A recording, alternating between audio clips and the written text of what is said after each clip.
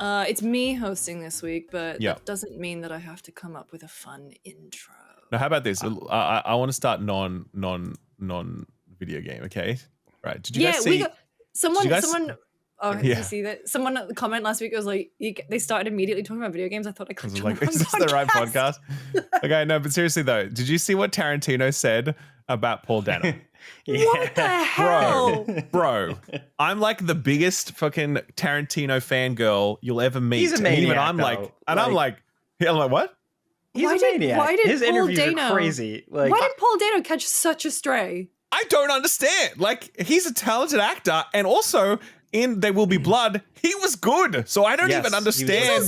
What? Two different characters in that movie too. Like, he had range. If you if he would say, "Oh, I would have liked that." What was the one with Jared Leto where he has an Italian accent? I can't. House of Ferrari. Gucci. Father. No, it was Ferrari, wasn't it? Yeah. No. Anyway, in House of Gucci when he's in the suit.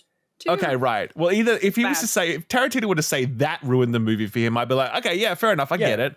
But man, I can't. I don't understand. So for context for people, Tarantino was doing an interview and he was talking about There Will Be Blood. And he's like, yeah, man, it's like the best movie ever, man. And then he's like, except Paul Dano. I hate Paul Dano. He's the worst actor in the entire world. And like everybody on the internet was like, wait, what? Didn't he explicitly call out like the worst actor in SAG? Yes, he did.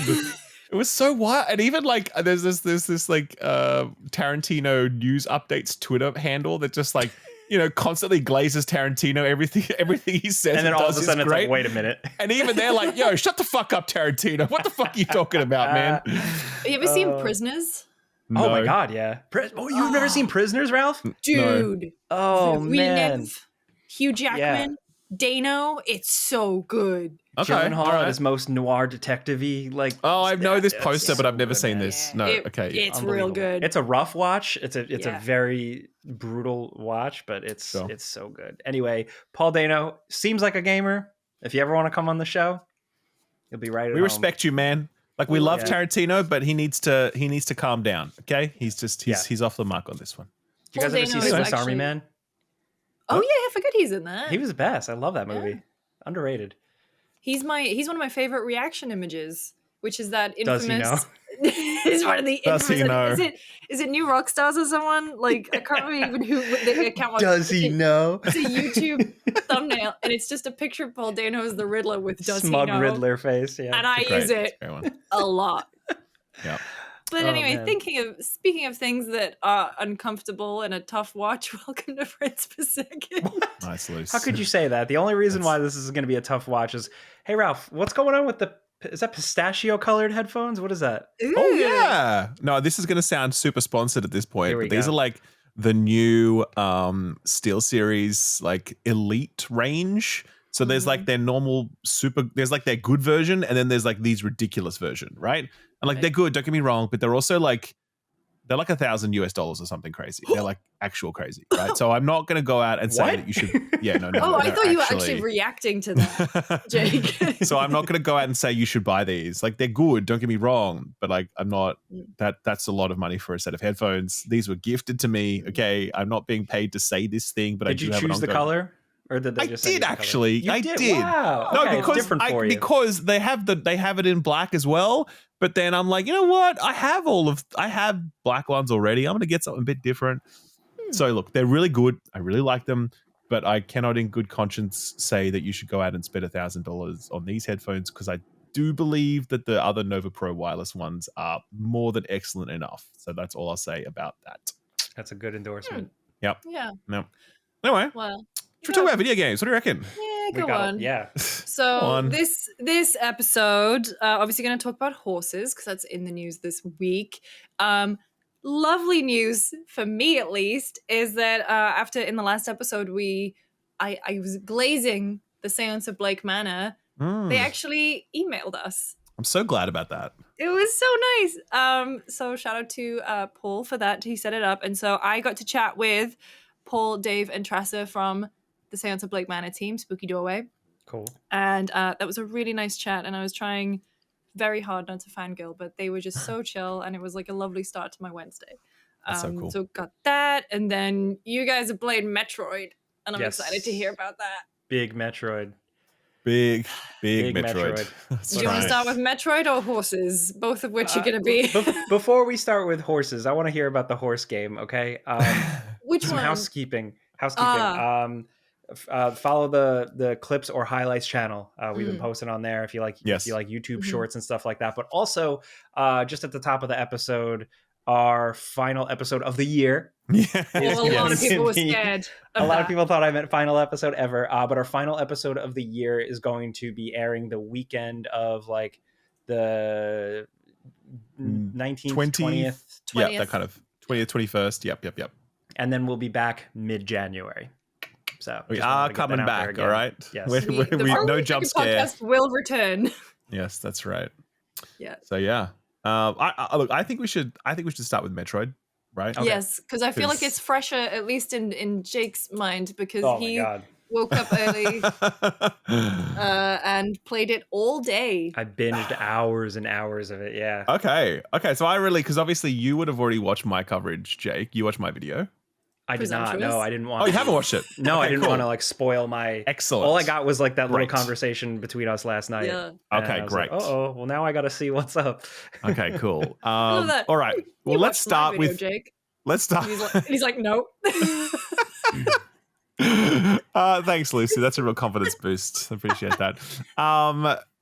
So Jake, tell me. Okay, so what do you think? Like you've played it now. So you have not finished it yet, but you've played a good chunk. No, not finished it. Good chunk of it. I'm through almost all of the main dungeons. Okay, cool. Right. It's fine. It's aggressively fine. I'm generally having fun. It's like scratching enough of the Metroid brain, but I see the cracks totally.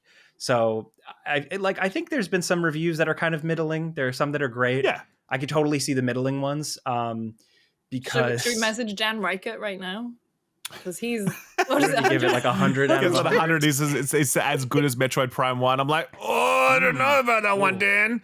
I don't know how well that. I don't know. You see the cracks. Like for me, it's like the things that they added, because it's like it's just Metroid, and you can argue that it's not doing a lot to push it further.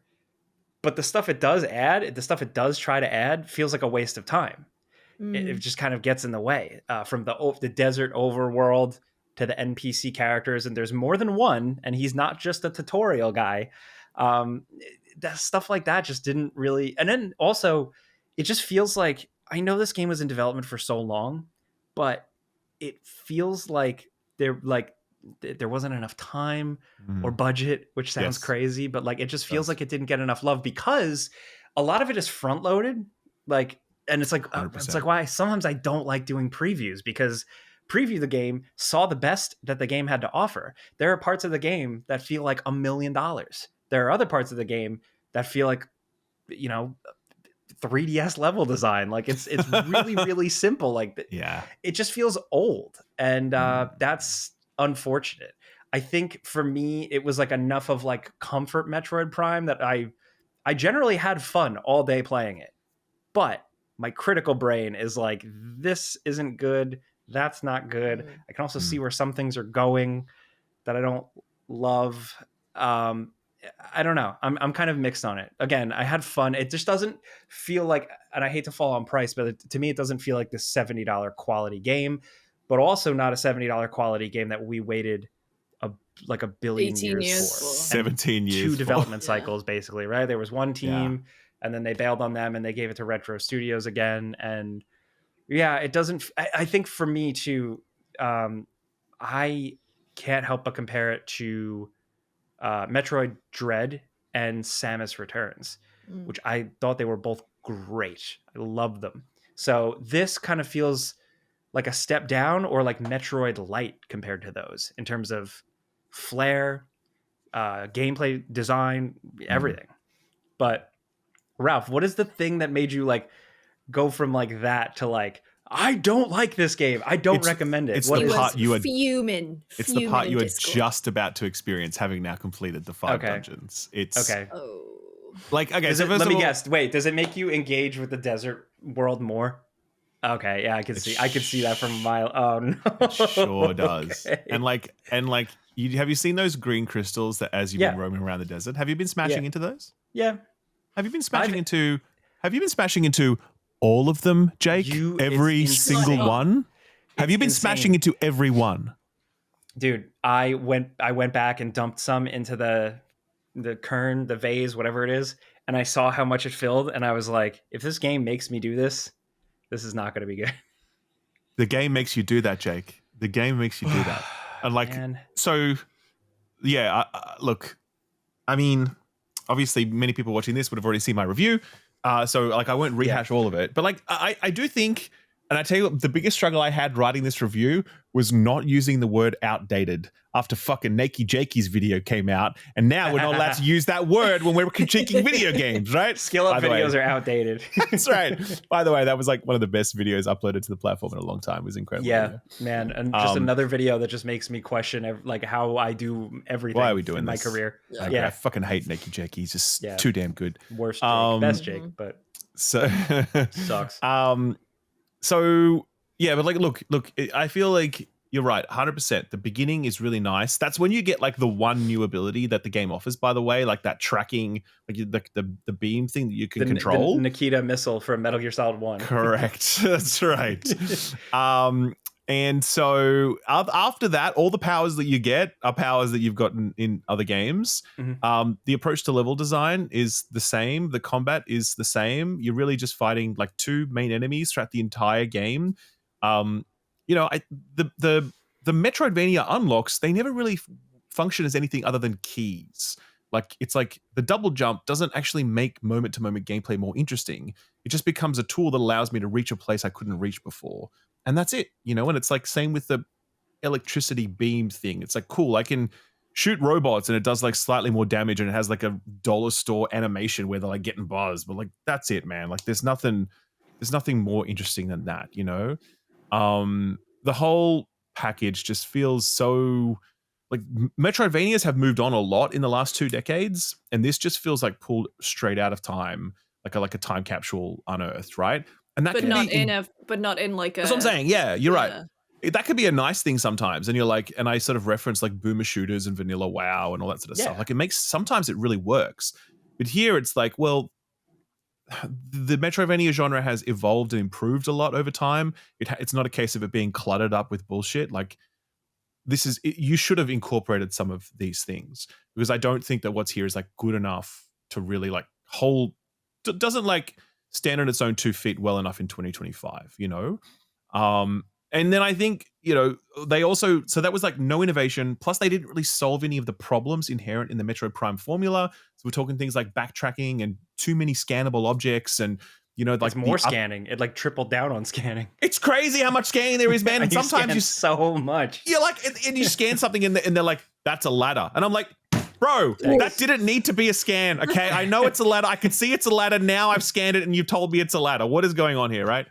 So that is annoying. And even just the upgrades economy, like by the end of the game, you have like 200 missiles. I already have and like, I can't remember how, like the numbers for previous Metroid games, but like I already feel like I have way too many missiles, and more than I've ever had in my life as a Samus. That's right. And then you're still out there like the game's like, hey, collect this missile upgrade. But really, that's not it. And the upgrades aren't even hidden. They're just like in the room with you and you can just see it. And then you're like, well, I don't have the upgrade that lets me get that. So I guess I'll come back when I have it. Like, there's no puzzle solving to do that shit. You know what I mean? Yeah. So there's no discovery. There's no exploration. There's very minimal puzzle solving. It's just, yeah. And so I think, so that lack of innovation, that unwillingness to fix issues, but then the final thing is just like all of the new shit they added is bad. Like, it's bad, man. Like the companions, I don't think they're like the worst thing ever. You know, I think they could have been worse. They could have been much worse. I think that I definitely have seen, I think most critical reception has been like, look, they're not great, but they're not terrible either. And I think that's accurate. I do think they're annoying in gameplay scenarios where they keep dying and you need to keep reviving them. And that only gets worse later on as you get into like some of the harder encounters or whatever. And like, I want to give a shit about them though. That's the thing. Like, I want to care. Like, if you're going to go from having no characters to shoving characters in my face, like, you got to prove it. Yeah, like, I want to have a real reason to be like, oh, well, I didn't like characters in these types of games, but these were pretty good. And that's not absolutely not the case. Also, the fact that they kind of do the thing where it's like, all right, here's what they look like. Now cover their face so we don't have to animate that for the rest of the game. So it's like all those little things. It's like, man, it's like little like shortcuts essentially. Like the fact that I can be wowed by the game, legitimately wowed by something I see one moment.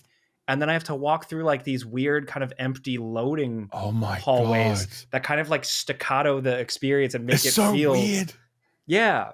That's the stuff that bummed me out. But I think like the desert more than anything else is just a true abomination. Like it's actually crazy to me that it's in this game. Like it is genuinely astounding to me that this made it into like a first party flagship Nintendo game in 2025. Like there's a story behind how this is. Like until you experience this for yourself, you don't understand how bad it is. It's unbelievably bad.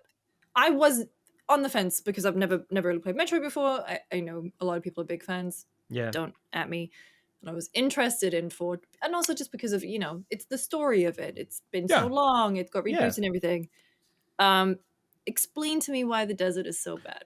So like just imagine a big, massive expanse of fucking nothing. Like nothing other than some like wreckages that you go and you find, and they just have some like 1 or 2 enemies at them and something you can scan. There are like some shrines peppered throughout that you just open and then you go underground and they're like a little puzzle you solve. I think there's like 4 of those throughout the entire desert. There are like some little bits of debris lying around where you walk up to them and then you scan them and then you can like unlock, and basically a box pops out of the ground and it's like, hey, here's some missiles, right? There's just nothing out there, man. And like there's 2 enemy types that just kind of follow you around and they don't even do anything. You can actually just ignore them, by the way, because they just kind of trail alongside you. And it's like, what is this for? But the main thing is the green crystals. Like peppered throughout this map are green crystals. And unless you collect all of them, by the way, they're actually called green crystals, by the way, right? It's what was that game?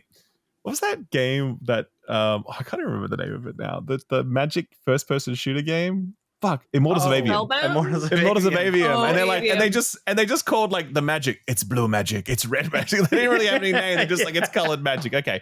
So anyway, they're called green crystals. Yep. And you have to collect not all of them, but you need to collect a ridiculous amount of them before you're allowed to progress the game's trigger the game's finale. And you just drive around the desert, just driving into them. That's it. And you don't move fast enough. As cool as I think the motorcycle's cool. When they announced it, it was like a break from the formula, but I was like, cool, this could be awesome. It's not that fast. It's not that like satisfying. Slow. Like you don't go, oh, well, I have to go from one dungeon to the next, but at least it'll be a sweet ride and I'm going to hit jumps. You'll hit like a jump occasionally. You have to break into these, the crystals, and you can kind of like do an Akira slide to kind of hit more of them, but then it kind of just turns you, and then like it just never feels quite right. And it's crazy. Did I read? I was not very online today. Scrolling, saw something about the music being locked behind an amiibo. So the way that works is that if you 100% the game, you then get the option to like play some additional music in the in the desert area, but you can also just buy the amiibo and that unlocks it immediately. And like that in itself, I didn't even know this, by the way. If I'd have known this, I would have absolutely put that in the review, because like that's fucking wild, right? Like imagine if some other company was doing that bullshit. You know what I mean? Yeah. Like that is absurd. I thought we were past shit like that. That's just like old-fashioned anti-consumer like bummer shit. I doesn't, and like and I can't even remember if there was music in the desert. Apparently there is some music in the desert zone, but all I remember is just this kind of like white noise in my head because I was so angry that I was in the desert in the first place that I actually don't know what the soundscape was like, right? So I know it sounds like I'm over exaggerating, and like maybe it just triggered me more than it triggers the average person, but I just the quality bar of it was so astoundingly low that I'm just like, how on earth did Nintendo, like what happened here that Nintendo thought it was okay to put to greenlight this? And it just, the desert, obviously the desert world feels to me is like, it's like a Band-Aid fix on something. Was it like, okay, we had to cobble this together. We have to give the game more. We have to give a reason to make it feel longer. We have to have something. That's what I think it just feels like this stopgap. It strikes me that like they probably had some grand ambitions for it earlier on, and then they were not able to hit any of those goals for the desert, and then they're like, look, this game has to ship. It's been in Yeah, we development built across it. 2 studios for this long. It's time to ship. And because I remember like what, like Phil Spencer said at one point, like with Redfall's release, he's like, eventually you reach a point with a game, or some games, where you're like, we can give it more dev time, but it's not going to make that Metacritic score go any higher. It's just, you got to ship it, right? Which obviously is a shitty sentiment, right? Jeez. But I think that's how these publishers sometimes think, where they're like, they look at the sunk cost and they look at the need to, recoup, and they're like, cool. That's the only way the desert becomes explicable to me. Like it's just a case of they needed to ship a product and they were hoping that everything else was strong enough to like help patch it. To sort of help you look past it, but I couldn't look past it because that's the other thing, right? If it was this bad and you didn't force me to be in it, I'd be like, look, it's not good, but you don't need to spend too much time in it. It's fine. But the fact that you forced me to be in it for hours at a time doing inane bullshit, that was the part that really made me go, no, people should not play this video game. Like that was it. Do you know what I mean? So, and I think other people are going to land in different places with that. I think obviously most critics that I've read were like, look, it's fine. It's not that big a deal. I don't know. I read quite a few reviews before this, but like as I was playing through it, and I was just like, when I finished it myself, I'm like, how like so few reviews actually mentioned this desert component of like having to do the crystals. I'm just like, how do you not mention this? Like this anyway. So that was an embargo thing. Like don't mention. I don't think so. There's embargo stuff about story stuff, but that's a gameplay mechanic. So yeah. So I don't know. Like I just go on. Sorry, boys. No, I was gonna commiserate. I'm just kind of. I'm more of the like, and again, I haven't gotten to that point yet, but I'm like, there are parts that I liked, and I'm generally playing it and I'm having fun. But for me, it's like a Metroid light. It's like a light kind of comfort Metroid Prime experience. I like more friction. I think after Dread, I realized I like Metroid with a little more like, banging your head against the wall, like figuring things out. This game doesn't really have that, but like moments are cool. I liked a lot of the boss battles I've done so far. Getting the motorcycle is cool as shit. There are some, like when you first see some areas, it's really exciting. You go through some morph ball tunnels that are like, whoa, holy fuck, this is awesome. It's just inconsistent. So I would say go into it. If you're still like reading reviews and you're going to go into it, just be prepared for something that's inconsistent. And for something that took this long, I was hoping for not something inconsistent like that. Yeah. I look, my suspicion as well is I don't imagine that Retro are going to have another crack at this series. I don't think Nintendo will give them the green light.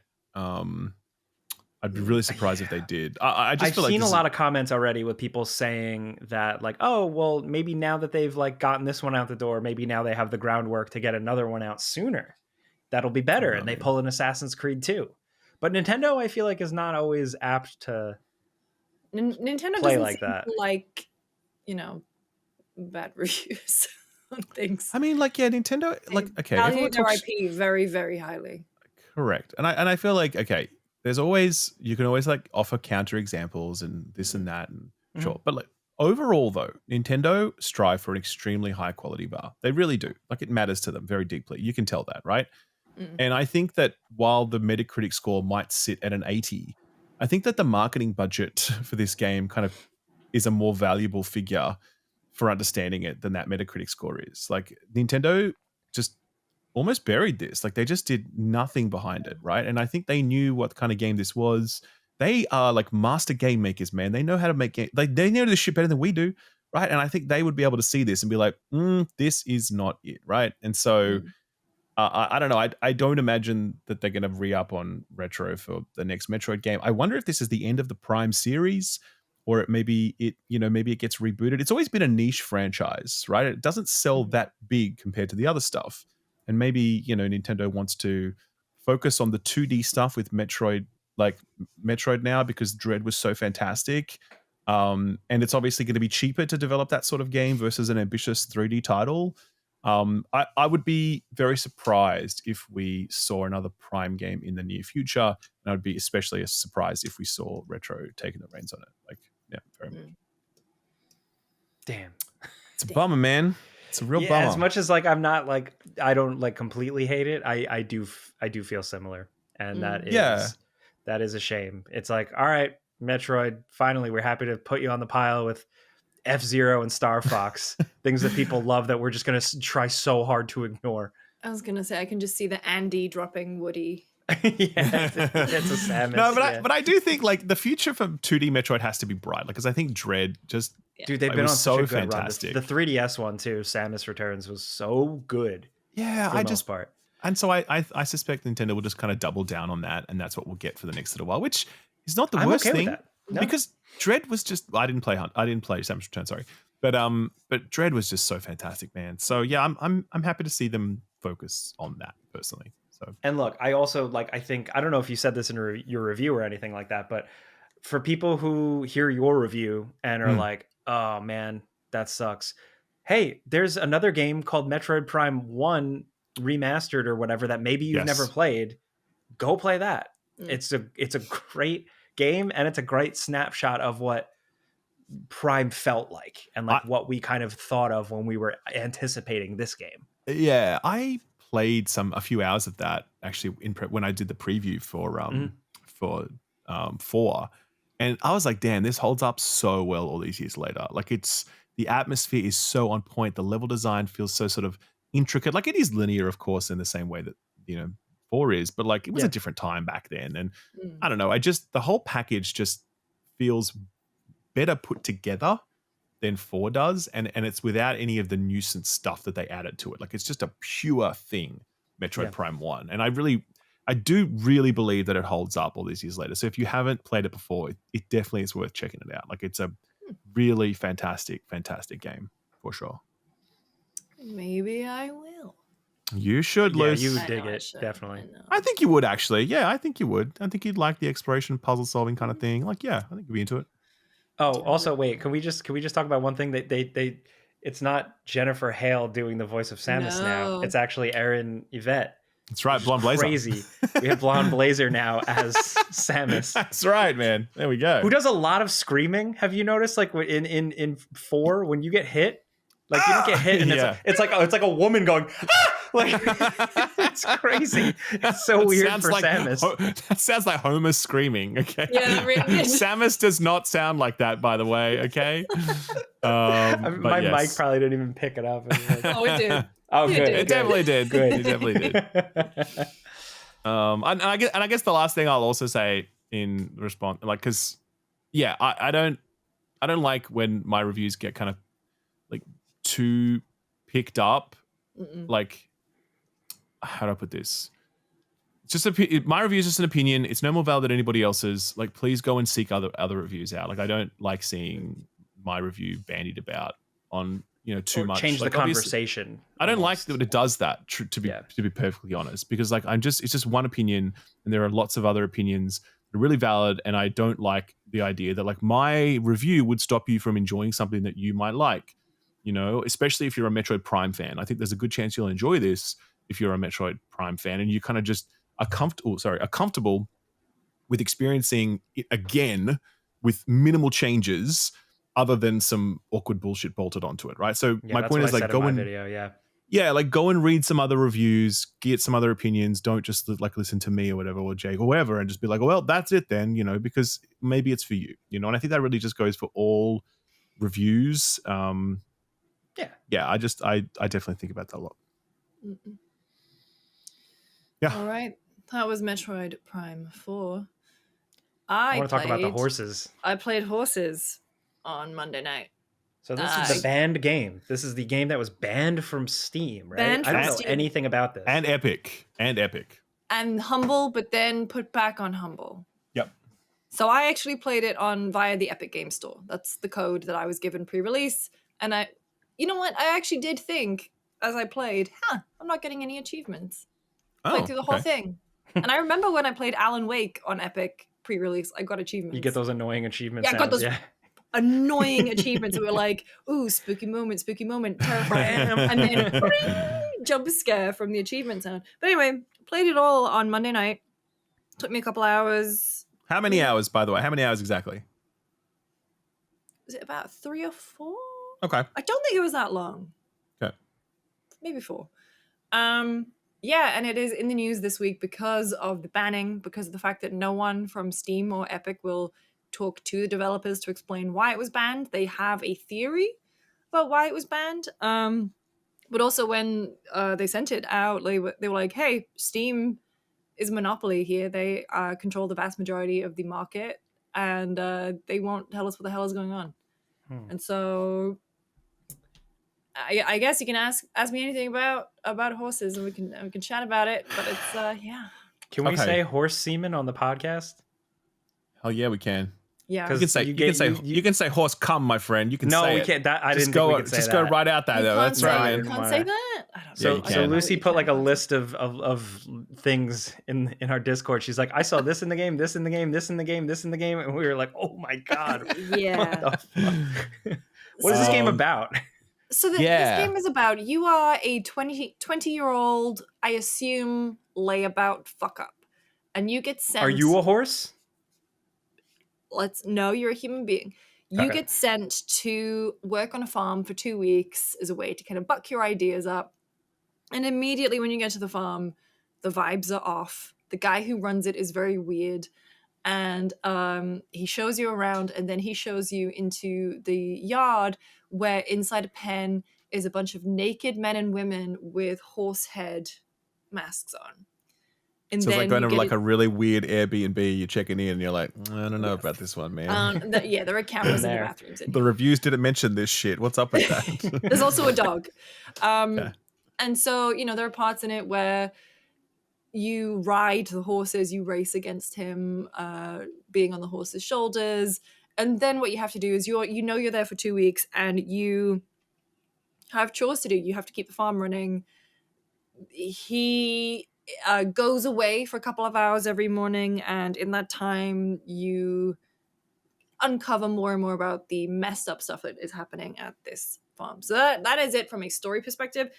It is first person horror game, and obviously there are things in there that are absolutely adult. There is a very robust content warning. I suggest if you're going to play it, I think you should take that seriously. There is implied sexual assault, there is nudity, there is a fornication, as they call it in the game, there is torture, slavery, bodily fluids. But the thing is that the thing is that I do not want to become at any point like a poster child for defending what is in this game or anything, because that's just why I don't want to get my boots on and wade into that, right? It's like, these are the things that are in the game. I think it's very important to just talk about, like, factually that's in the game. So they think that because so that's all like in-game assets and everything, but they also have a mix of FMV to, sometimes when you're feeding the dog, it cuts to an FMV shot of like scooping out some stuff and putting it in a bowl, and I don't know, I found it as a horror game actually like a very effective, unsettling game, even from the sound work, from the fact that whenever you talk to the farmer, like the camera cuts in uncomfortably closely. There are also so like quote unquote moral decisions. Like there's a very, very, very limited choice system, but ultimately you are in charge of helping out with the farm. I thought it was a very effective game. Like I played through it and I was like, but the thing is as well, is like I grew up on the internet. Internet, the Wild I grew up West, on early internet. I grew up watching movies that I shouldn't. I read Stephen King from when I was like 10. Like I have always dipped my toe into absorbing media that makes you uncomfortable. Like my favorite movie as an edgy teen was Clockwork Orange, man. Of course it was.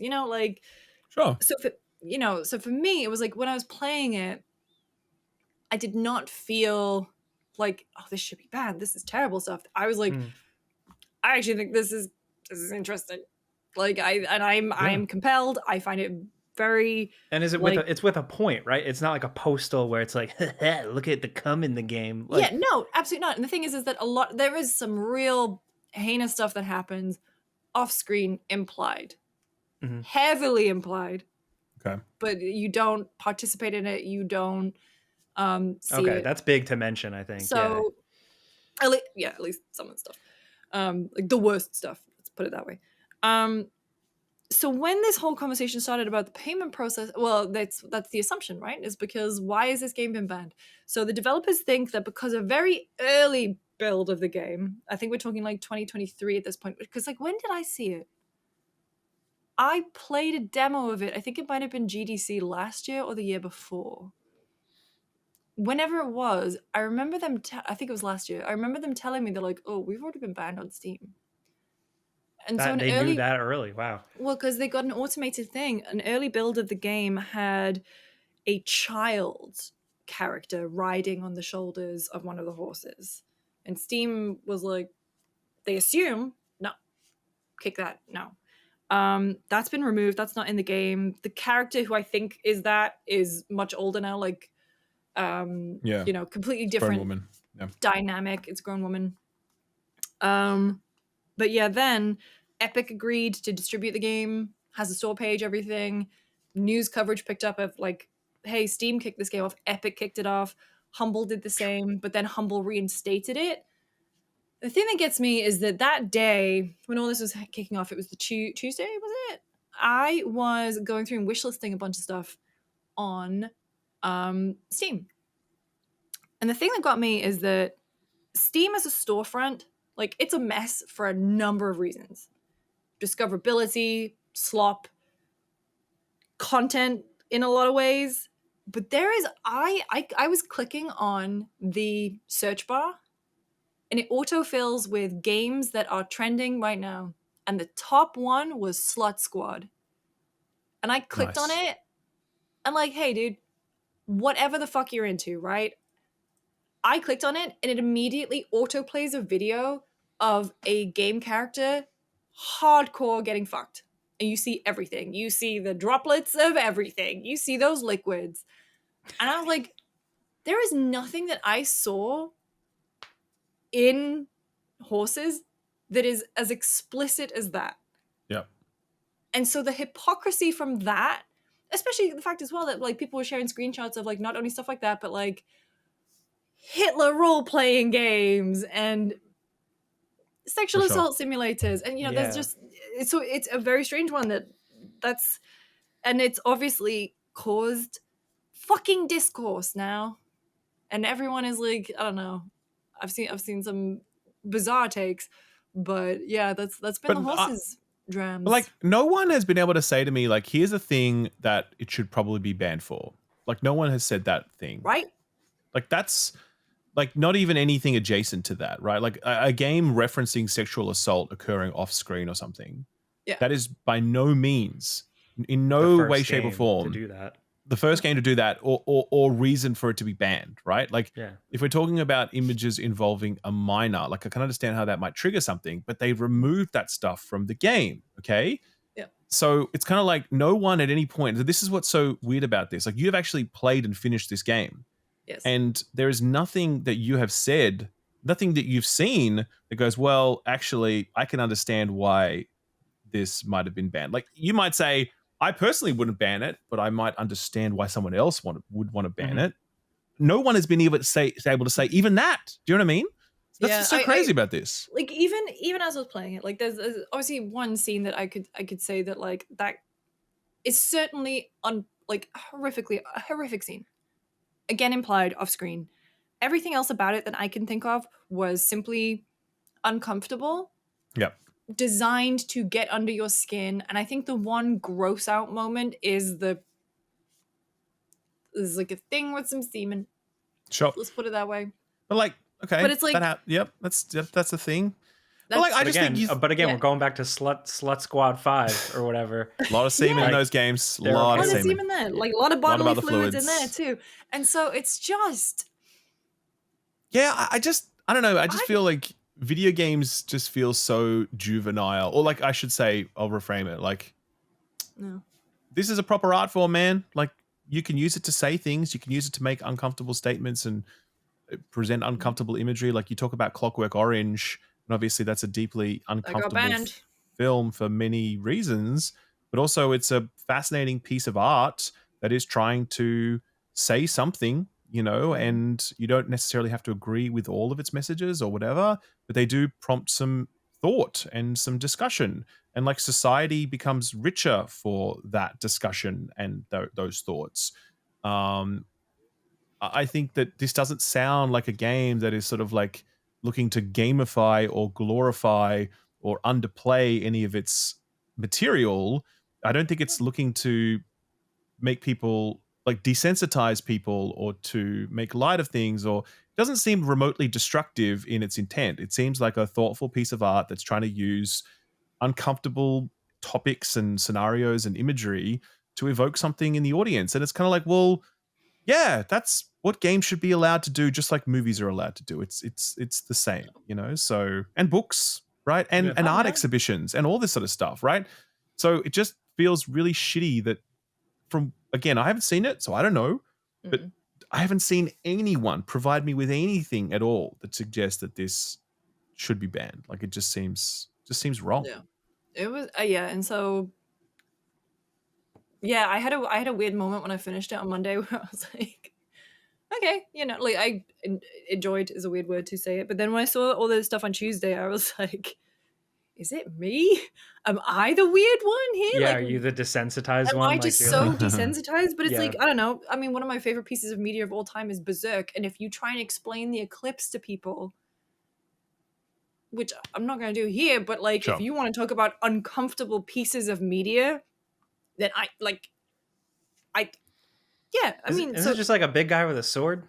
Shut up, Jake. Yes, Jake, that's exactly what it is. It looks cool. I don't know. Oh my god, if you get into Berserk, that would make me so happy. So I don't know, man.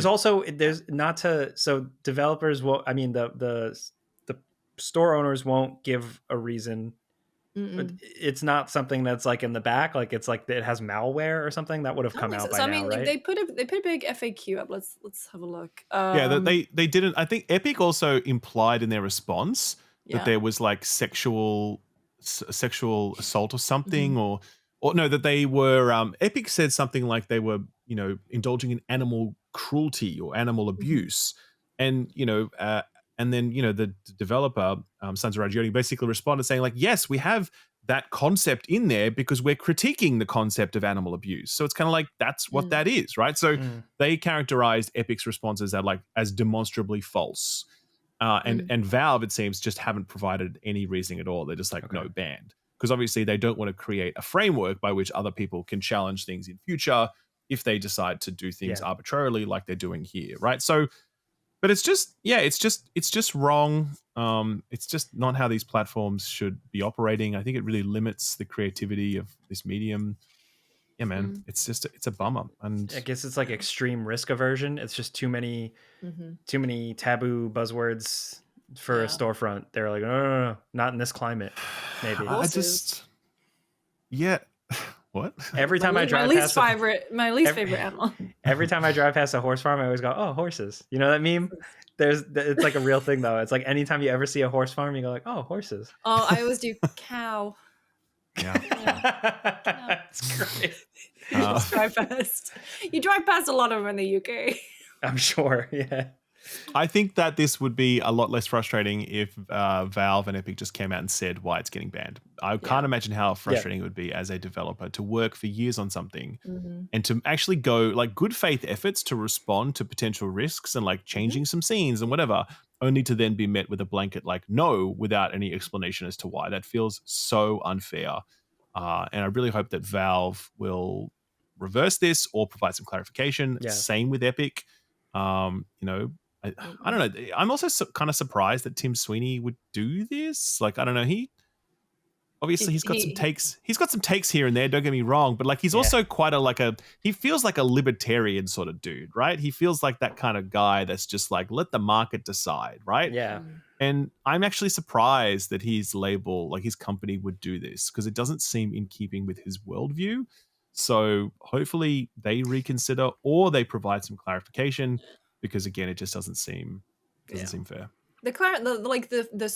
Just the fact that they're saying nothing, like you said, it's so frustrating. And also, I don't know, I feel like if you're Epic Game Store and your biggest competitor refuses to release a game and you have so much attention Yes. that Get some goodwill this there. is like Yeah. one of the only places to play this game. Well, Yeah, go on. can I ask Lucy, like, what's Yes. your takeaway having played the game? Like, do you think people who like games that challenge them or scare them, do you think they should play it? Like, what was your kind of thesis? A very effective at being uncomfortable. And I think if that's the kind of thing that you like, if you're a sicko like me, but like I think as a horror game, it's very, very effective.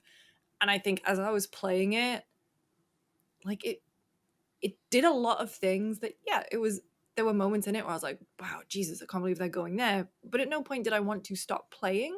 I just wanted to find out what the hell was going on. And I think as well, it just like it breadcrumbed really well. Like even from like the game design pacing, I thought it was really, really well done. I had a good time with it. Could you pick up what it was trying to say, or like what its ultimate like end goal takeaway was? I think, or is it kind of abstract? I don't think it's very abstract. I think it's quite, I wouldn't even call it on the nose. I think it's just as soon as I started talking to the farmer for the first time, like he meets you at the gate, and as soon as you have that first interaction where it's so clear like that there's a power dynamic there, and as soon as he starts slowly taking you around the house, and there's a moment where he says, "This is my room, don't go in there, it's locked." Like I was already kind of in, and I knew that all I wanted to do was get in there. And then by the time the horses come around, I was like, I feel like maybe I don't know what's going to happen, but I know that I am going to be figuring out what the hell happened to them. And so for me, it was more she just loves like, a good mystery. I love a good mystery. Mhm. So for me, it was less like, I don't know where it's going. There were certainly parts of it, and there are other characters that come into play too. That surprised me. I thought it would be much more of an insular experience, but it was the fact that like I found it interesting enough to, I wouldn't even call it suspending disbelief. It was just, maybe it's because I went through such a big true crime phase too, right? It's like, I also like when I was younger, I read a lot about history. I still read a lot about history. The depths to which humanity has gone to, this was just, another fucked up thing for humanity in a way. That was a long-winded answer. Yeah, Didn't know where yeah. it was going. Wow. Enjoyed the game. Cool. That's Quote good. unquote enjoyed. Yeah. Messed up. Tell you All right. what I did enjoy though. Seance Tell of us, Blake Liz. Manor. Oh. Yeah, Seance of Blake Manor. So like I said up top, they actually reached out and we got to do a nice little chat about how they made the game and the release and reaction and how they managed to pull it all together. So there are no spoilers in this if you haven't played. I just think it's a very interesting Good. chat because they also talk pretty candidly about size and scope of projects and what they did know, like what they were capable of doing and what they outwardly were like, we can't do this, let's punt that for something else. So this is with Treasa and Dave McCabe. So Treasa was the lead designer, Dave narrative design and writing lead, and Paul Conway, who is the art director. And so we will throw to that interview after a word from our sponsor.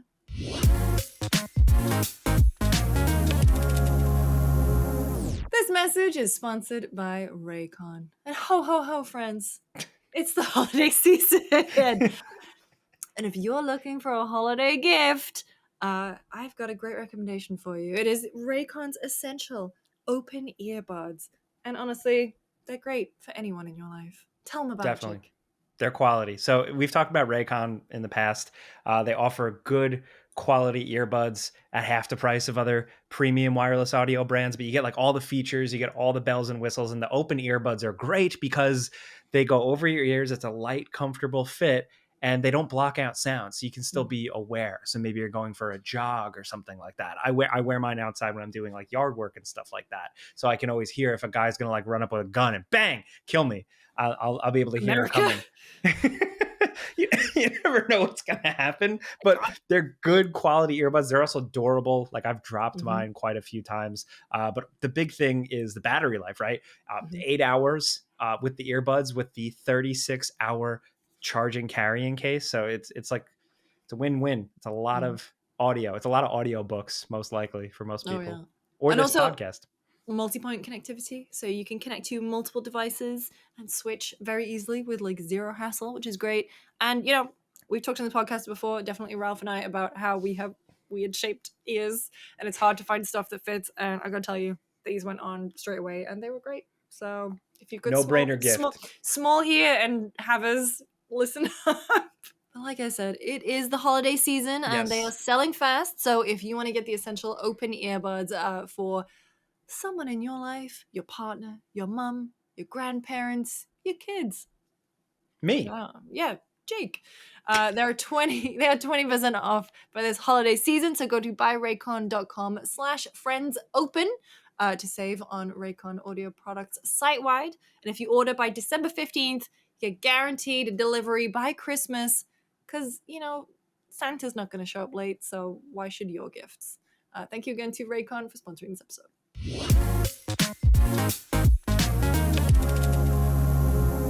Well, hello, you three. Thank you so much for joining me. This is so lovely. I was just saying as we started to record, I was like, oh, what a pleasant email to get in my inbox to talk about one of my favorite games of the year, The Seance of Blake Manor. How are you all feeling now the game is out and you're starting to see reactions to it? Tired is the first thing. Yeah.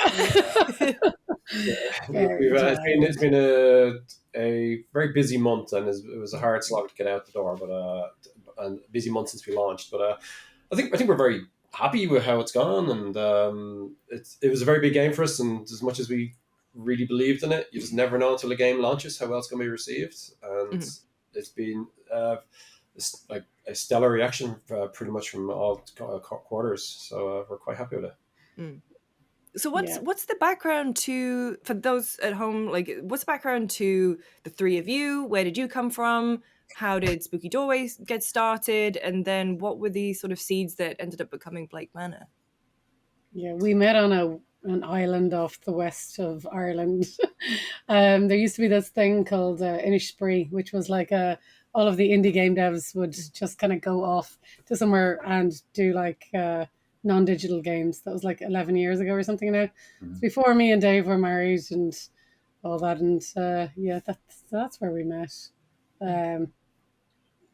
What next? Paul, you take it. We all got drunk. So the marriage didn't work out. We stopped partners halfway through. We met on a windswept rock off the west of Ireland. And it was just three people. We got like obviously Dave and Treasa were kind of starting to go out at that point, and the three of us just started connected as being the people who wanted to stay up late at the bar and talk about video games. And like we were a good mix where like Treasa was great dev, Dave was a great writer, and I was an okay artist.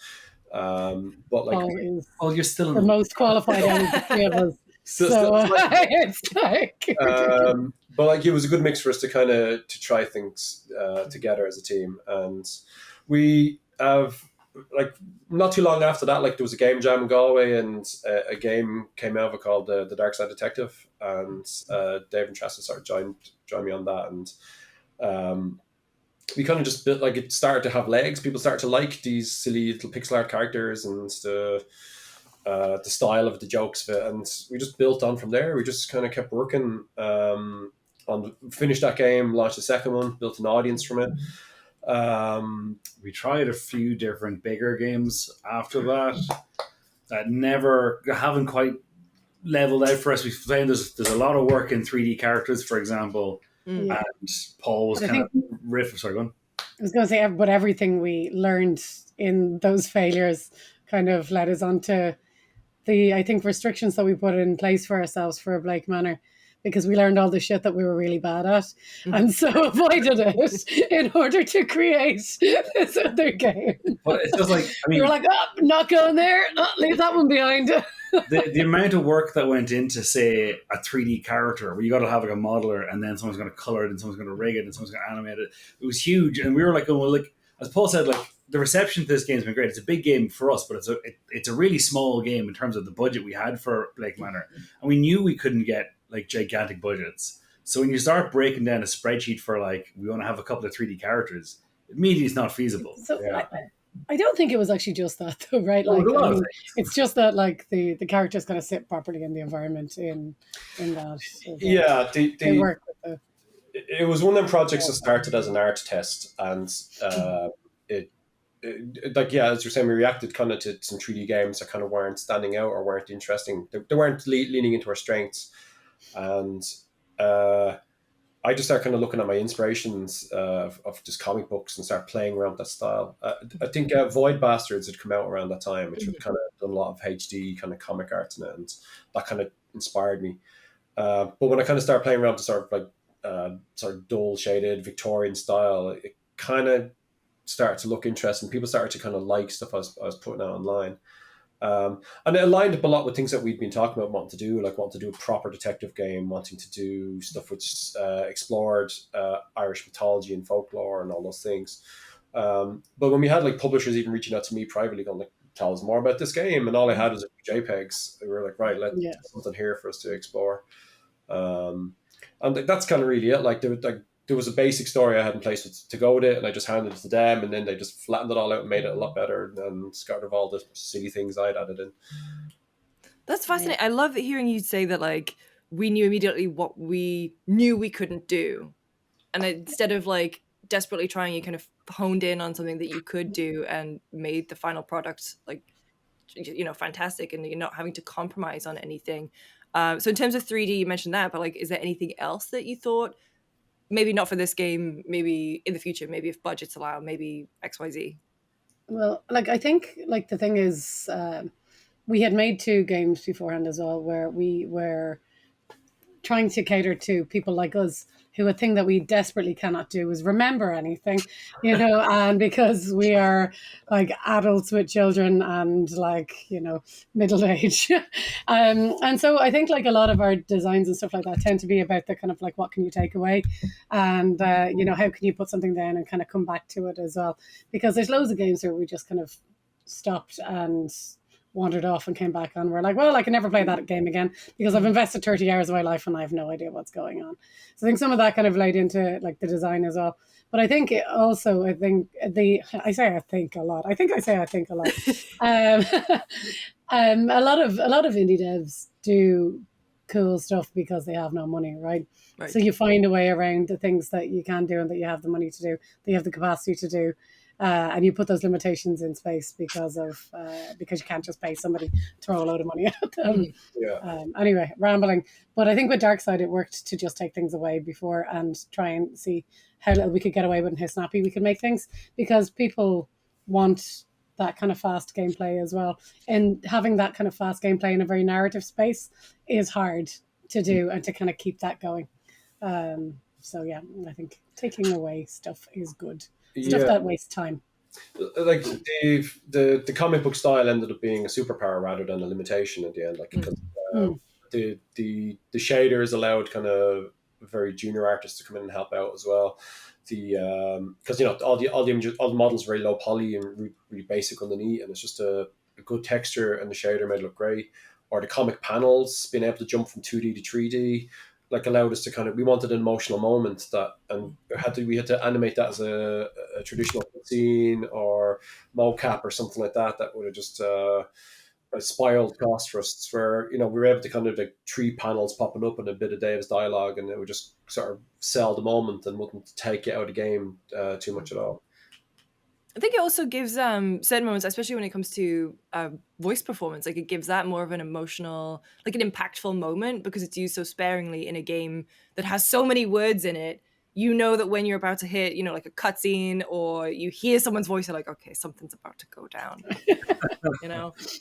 But, and also in terms of design, so you mentioned you really wanted to, like, a game that people who forget things will be able to just hop back into. Like, I think it's a phenomenally designed game. The thing I keep saying about it is just very elegant. Where do you even start? Because you have so many characters, some of whom have intertwining backstories, some of whom do not. There are the touch points on folklore and mythology. There are all the rooms to investigate, which, thank you for that, because I'm very nosy. I love doing that. That was like my favorite part. There's also gating the player off from reaching certain places by certain time. There's the time mechanic. Where do you begin? Because even just You start- saying that is a lot. You start with an entirely different game, which is what we actually started with. But, So what was the original pitch? The original game was like just like a linear game with chapters that kind of started when I was on maternity leave, and I kind of came back and I was like, this isn't very good, guys. Let's do something different. Because it was quite boring, because we were trying to put you into a space where you had this like huge space to explore. It was kind of first person, and we were trying to do all this kind of stuff with like sneaking and searching, but we had these very like two-dimensional characters who like couldn't really see you, so we had these like sneaking and stuff like that, but like it was really, really disconcerting. And also like you had just no agency because we were bringing you through a story, you know, as opposed to anything else. And I think the first step was to kind of step back and go like, you know, why, you know, well, like if you have like a linear story, you immediately just don't have any agency. I had really wanted the idea of mind maps kind of for ages, and we didn't have mind maps at that point. But so the first thing I guess was just we brought in time, just like over a weekend. I came in and just coded in time, and then I came back and broke everybody's hearts on Monday when I was like, sorry, everything's not linear now, good luck. We just started with this big spreadsheet of all of the kind of time buckets. We didn't know it was going to be like hours or whatever, and all of the people, and we just put them in random places actually. And for a lot of the time, you know, it was a bit janky because people were just in these like random spaces around the place. A lot of we also didn't have like, we had like kind of a quest log, and then the quest log then was like linear, but then, you know, the space was non-linear. And so I just was like, how about we just remove everything, remove profiles, remove everything, and just kind of leave these mind maps. And the mind maps themselves are fucking chaos. Like, and to be fair, that's how I wanted to leave them, was just like throw everything and have like overlapping lines and no leads and no anything, and you could make manual connections and stuff, and it was absolute chaos. And then I got talked down off that madness ledge by a UX designer and Paul and everyone who tried to play it. It was like, you just can't do that. Because you have to get to a space where you could either you have to either give the player nothing or give the player everything, in order for them to kind of feel like they're doing any sort of deduction or feel like they're kind of, you know, making strides themselves in what's going on. So we went with the kind of give them as much as you can, which for a while got like really overwhelming because like our screen was just like, damn, notification, notification. And like, and to be honest, even till this day, it is still a little bit overwhelming, I think, for notifications, because like you're picking up quite a lot of information, and even the maps themselves are quite overwhelming. So then I guess the next step was like, so we only had those kind of mainline mysteries, and we needed to try to convince our publisher. Well, we tried to convince them for quite a while, like to let us give all of the individual characters stories, because we needed the extra time. It wasn't just that there were stuff. Yeah. We needed time to add. We needed the extra time to do it, and also I got pregnant impromptu again, and the baby was due kind of the same week as the game. So actually, we really did do. That's how you get an extension, kids. What? Sorry. That's how you get an extension, kids. I think you get an extension. Hey. Go to Game Dev 101. To give us some more money and time to put in the character stories, because realistically, like, it was a murder mystery, and it was, what's a murder mystery if everybody doesn't have like kind of a reason for being there, and a motive, and their own kind of mystery and their own kind of thing. And like, it's a thing that I think like Dave is fantastic at, even in Dark Side, which people like, you would look at and you go, what? Like, what do you mean there's heart and backstory and stuff like that? People really like those characters and how they interact, and those kind of deep connections and stuff like that between them. So it made sense to let Dave just like to go into like those strengths and build up those characters with those kind of interconnectivities.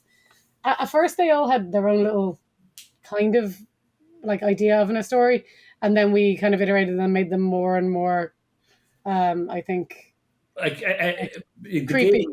game was originally linear, as Treasa says, and like everyone had a reason for being there, but it wasn't an interactive thing that you could play through. I know it was only in January this year that we started adding that, taking those linear things there and then turning them into like to break them up and flesh them out and such. So in a way, like to summarize what Treasa's saying, really, we started with something very simple and we iterated to make it more and more complex as we went. Yeah. And as a result, we were able to, but it also meant it never became too overwhelming because you're only ever dealing with one or two things at a time. Removing stuff as well, though, like it was just like there was a lot of like, I think our QAs really took like so much of this, and the QAs and the UX team, I think over us really like did so much of the heavy lifting on making this like a coherent game from the absolute madness that was thrust upon them. Like they did so many like iterations on maps and non-linear entry points to things, and like going through trying to find weird ways to break stuff, but like even just going on complete iterations of the maps themselves. Like some of our QAs took the maps and like reworked them so that like they even made sense, and like it was really like I think it was a real feat of like an indie team where everyone just wore so many different hats and mushed in and just made something coherent out of something chaotic. I mean, how big was the team overall? Yeah. At our biggest, at one point, we got to 16 people on the team at once. Like more than that worked on it, but like our biggest as a collective team at one point was 16. Yeah.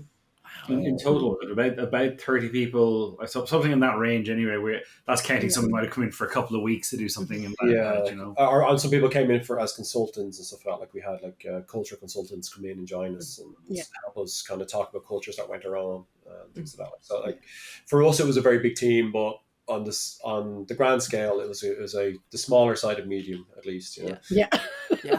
I was going to say, and then somewhere you've got Ubisoft and equivalent with like thousands of people on one game. It's wild to think of. Dave, I'm interested, like talking about those backstories, because that was one of my favorite parts. Like I said, loved snooping through everyone's rooms, but at the same time, it's just like slowly uncovering and peeling back the layers to all of those characters. What were you drawing from when you were putting together these backstories, making sure that they connect in a way that, you know, was satisfying to uncover? I mean, everything. Really, we were going from everywhere, everything. Like at the beginning, we sat down and just came up with a list of like characters who would go to a seance. And because the seance, like, you know, Ireland in 1897, fairly white country, but it gave us a chance to look at people from other parts of the world and see who could fit in and what were their reasons for being here. And then, like, what can we use to reinforce the themes and the stories of the game? So, Lloyd Dupre, we can, you know, he's interesting because of the Maman Brigitte and the connection to Saint Bridget and the goddess Breed, and you know that brings, because you can then talk about the evolution of faith as it travels and stuff. You know, Arwa from Egypt lets us talk about how the jinn are sort of similar to Fae, but also at that time Egypt was not a colony of Britain, but was politely occupied by Britain. And the same with Lan Fen from Hong Kong, that was occupied territory as well. So you can talk about those characters all bring in parallels to what's going on thematically in the story, you know. And so they bring in, and because it's a really encapsulated space, they also bring in views of just a wider world view, even though the game is really about the macro, what's going on in this hotel. So we looked, I mean, we had lists, we found all kinds of connections from all parts of the world to Ireland that were feasible for that time.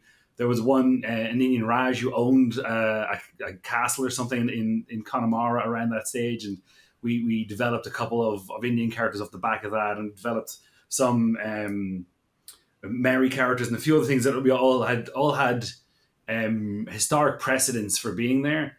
And then we whittled it down to really what we thought were the strongest characters. We folded in characters to make, you know, these two are sort of similar. We make them with one character who's like conflicting views about their own sort of space.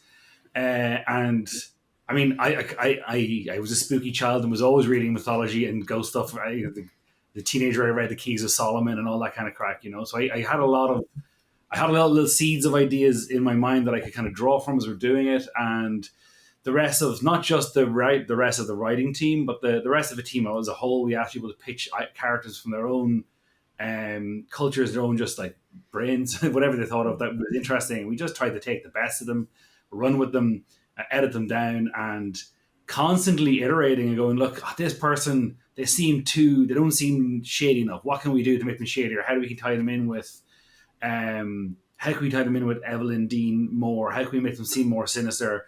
How can we give them, or again, what can we give them that just is just interesting for a player to encounter? Because every moment the player is spending in your game has to be considered to be the only moment they're in that game. Mm-hmm. You can't be like, oh, this is going to be really good for them in 6 hours time. It's not like a movie where you can feel fairly confident someone's going to play through to the end of it. When they're playing a game, people are, well, most of the time if they're playing on PC, they're already, the machine is going, hey, go over here, check this thing, bleep, bleep, bleep. Or if they get stuck, they're going to jump out and look at Discord and stuff, and they're going to just leave the game behind. I know people are on their phone when they're watching TV and movies, but the thing is still playing in the background, and they might get pulled back into it. But you have to assume that every interaction a person has, every story they're in, is the only story, is the only piece, and it has to be as strong as it can be, because it has to stand as their only experience of this bit of media. And the hopes it won't be, but if all someone does is play through one character's story, that has to be the best thing it can be and the most engaging it can be. And there's a lot of tragedy in history, and it's easy to pull from that and go throw it on the screen.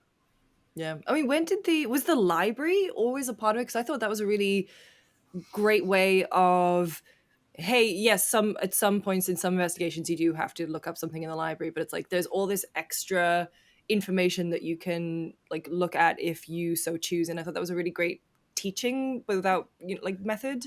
So was it that should have always part of been it? way bigger, but we ran out of time. It was aspirationally giant. Even in the demo that we did way back when, there was a library, but it wasn't used in the same way. At a certain part, because when we were dealing with let's say you talked to the druid and you talked about Owen, for example. Like some videos you'd be like, oh, I write an Owen, which just so you know is an old Irish way of writing. Starts from the bottom, goes up, chip, chip, chip, and they'll explain. And then back to what I was saying. And I hate that. And that's one of the things that leads to really bad game writing is that they are forced to explain concepts to you in a way that's really unnatural. Yeah. And I refuse to write like that. And so I think at some point along the way we went, well, look, we have to explain this stuff to people somehow. Mm-hmm. And I think sort of naturally it evolved that we would put a library in there. But it wasn't, like I said, the library was there for a long time before we made a use of it.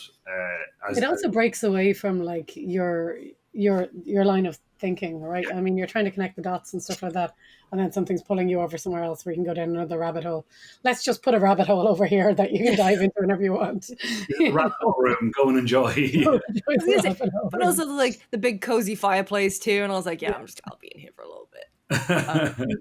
So the thing, it was only about 2 weeks before we launched that Treasa went, no, we need to take time out of this. It used to take time to read all the stuff in the library. Yes. And Treasa was absolutely right. We were punishing players for like us being using this system for them. Well, if we're going to put all the world knowledge here that we don't want to have to explain and stuff, it's kind of unfair if someone then has to spend their in-game time in order to do that research, just not going to engage it. We saw people weren't engaging with it. Yeah, although now like it's really easy because if you go in and you see something cost time, you're like, this must be important. Well, unless it's a newspaper. I kind of felt, this is another thing I wanted to talk about, is like the time where it's like I would stop picking up newspapers if I saw them because I was like, I've picked up a few, it's never really paid off for me. So how do you balance that time with things that are interactable, things that are important, but also things that are kind of just like a little decoy for the player? Because I love the time mechanic. For me, it gave me that sense of urgency, but it also like really made me feel like I was playing chess or something, where it was like, I really need to think about every single move. How can I do this? Not the most efficiently. I don't want to, be too efficient and like spoil the game for myself in that way. But it's like, how do you balance all that? Yeah, I mean, like, it was really hard.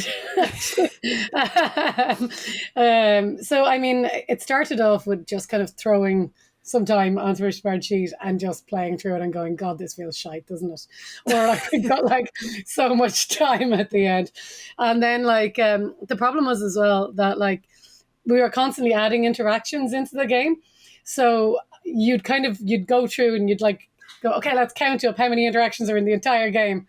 And then you go, okay, we have exactly this amount to get through the whole game, and this is the amount you'll have left, and this is and then people would just keep going and adding more shit.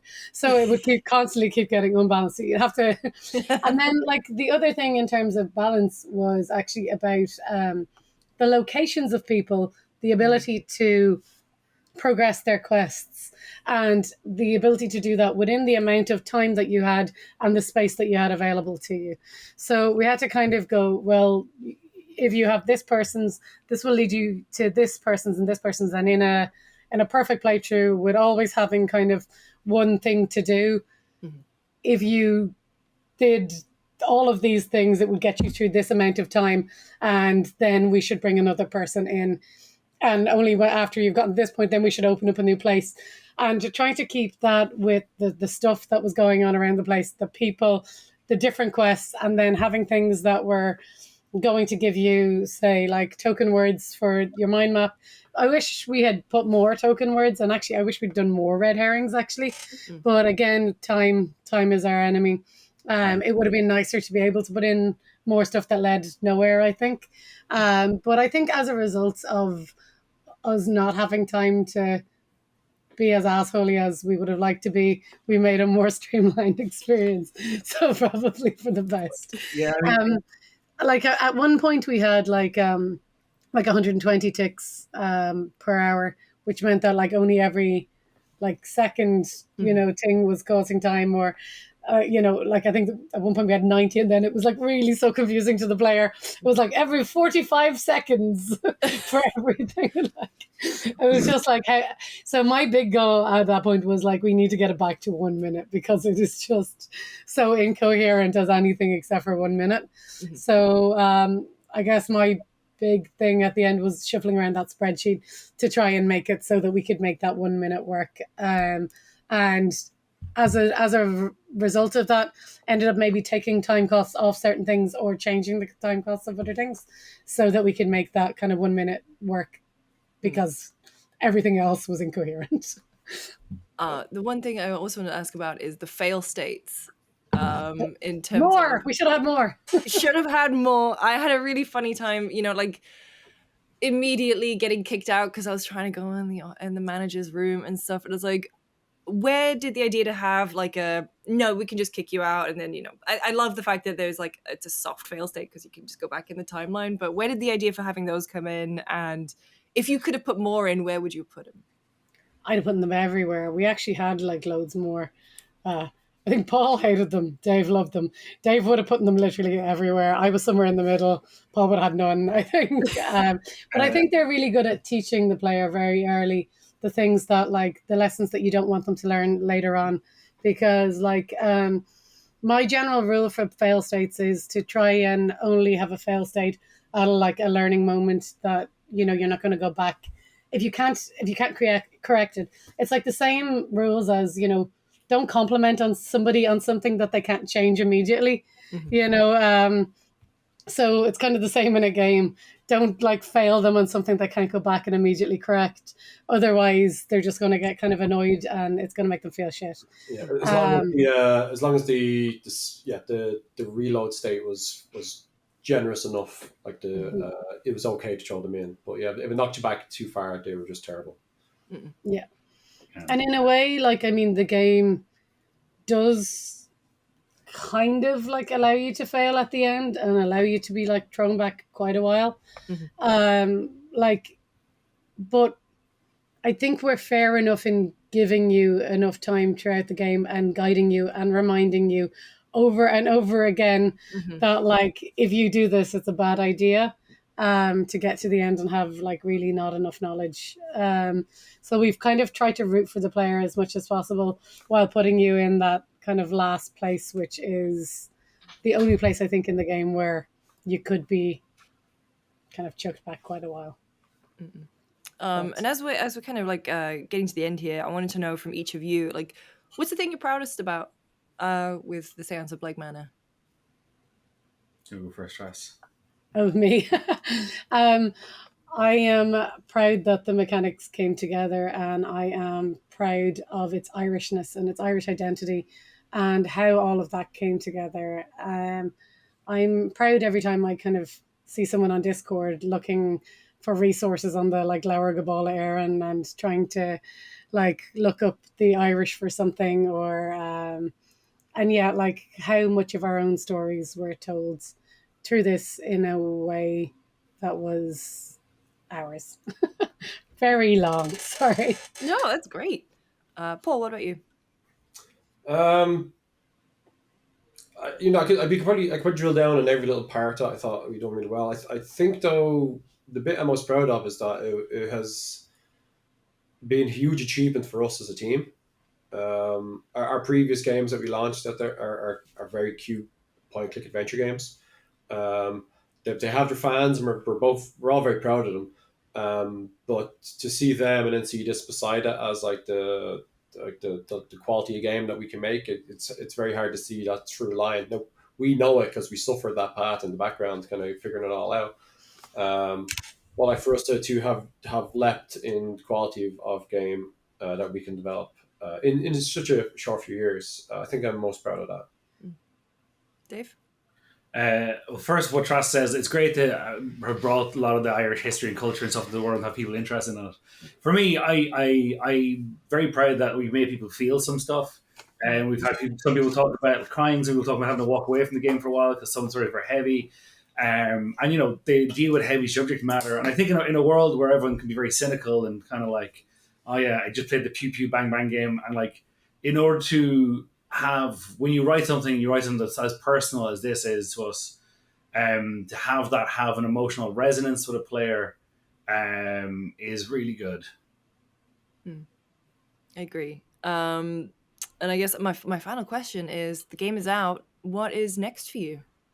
We're figuring it out. We're figuring it out, and actually, that's the big question within the studio. We're going to do a smaller game next because we need a fucking break. We all just need to just like chill for a little while. But then we're kind of thinking about what next. And yeah, if you've got any ideas on a postcard, I'll send you an email. Because we're kind of putting together different pitches for different thoughts and different ideas. So we're still thinking.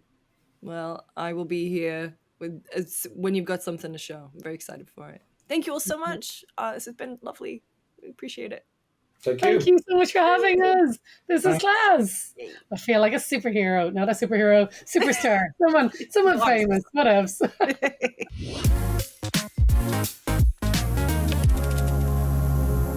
Fall always feels like a reset, right? Like whether you're going back to school, back to work, you know, daylight savings, things are getting more confusing. The holidays are ramping up. So routines can be harder, and cooking and figuring out food, definitely that's a big thing. And the sponsor of this podcast, Factor, really helps out with that. If you don't know, Factor delivers fresh, never frozen, dietitian approved meals right to your doorstep. You heat them up in a couple of minutes in the microwave and you're good to go, but it's like actual food. Lucy, you've been eating this stuff for a while now, right? Yes, I'm big into Asian foods, so there's a lot of meals inspired by China and Thailand, which I'm loving. There's also Mediterranean, so you get a lot of those good fats and protein, but like those are just 2 samples out of so many. And there's also a great selection of meal options, including premium seafood choices, meats. It's great. And yeah, I love the fact that there are so many great things to choose from. Just have to pop it in the microwave and I'm ready to go. And I know that it's good for me. And in fact, like 97% of Factor customers say that it helps them live a healthier life. So that's great. Yeah, that's a big thing. Just like with the routine, like you're not worrying about meal prep or shopping for groceries or anything like that. You can get your act together with this. They're always adding more options, more varieties. And yeah, for all different types of diets, keto, vegetarian, you know, you need more protein. They've got you covered. Mm-hmm. So if you want to eat smart, head over to factormeals.com/FPS50off and use code FPS50off for 50% off your first box. Plus, the most important meal of the day, free breakfast for a whole year. That is code FPS50off at factormeals.com/FPS50off for 50% off your first box plus free breakfast for 1 whole year. So get your delicious, ready-to-eat meals delivered with Factor. Remember, that offer is only valid for new Factor customers with code and qualifying auto-renewing subscription purchase. Thank you so much to Factor for sponsoring this episode.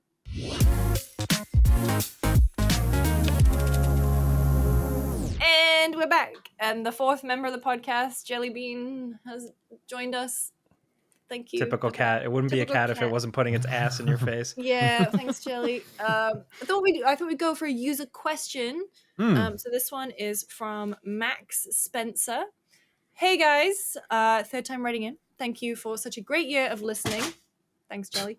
Hopefully by the time this episode comes out, it will help pass the time on my long plane ride back to Australia for a hot Christmas. Hell yeah. The way it's meant to be. Hot today, by the way. It's like 36 degrees down it's like right record now. cold here today. This is great. No way. Yeah. You go. A friend of mine, she's in Australia at the moment, and she showed me like her weather app, and I was like, no, it's a lot today.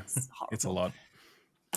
While it's undeniable that parts of the gaming industry and landscape is in a worse state than it has been in the past, what is one aspect of gaming today that you think has much improved compared to the past? For me, it's the high availability of PC ports and, more crucially, well-optimized ports of big console games. Playing Death Stranding and Forza Horizon on my PC is something I could not dream of in the far-off times of the 7th generation of consoles. Hope you all have lovely holidays. Thank you, Max. I've got one. All right. Go on. Accessibility. Okay, yeah. Oh, yeah. Yeah. Like, not just for people who, like, Xbox kind of nailed it with their tagline. It's like, when everyone can play, we all win. But I think the fact that accessibility options, I use them so much in my daily gaming. Like, I do not do like QuickTime events anymore. I will just hold the button instead. Or the fact that you can use high contrast mode, especially in Last of Us, to find collectibles, or some things. Like, I hate stick clicks. They really aggravate my repetitive strain injury, and I can remap things. Subtitles being not standardized, but subtitles being customizable.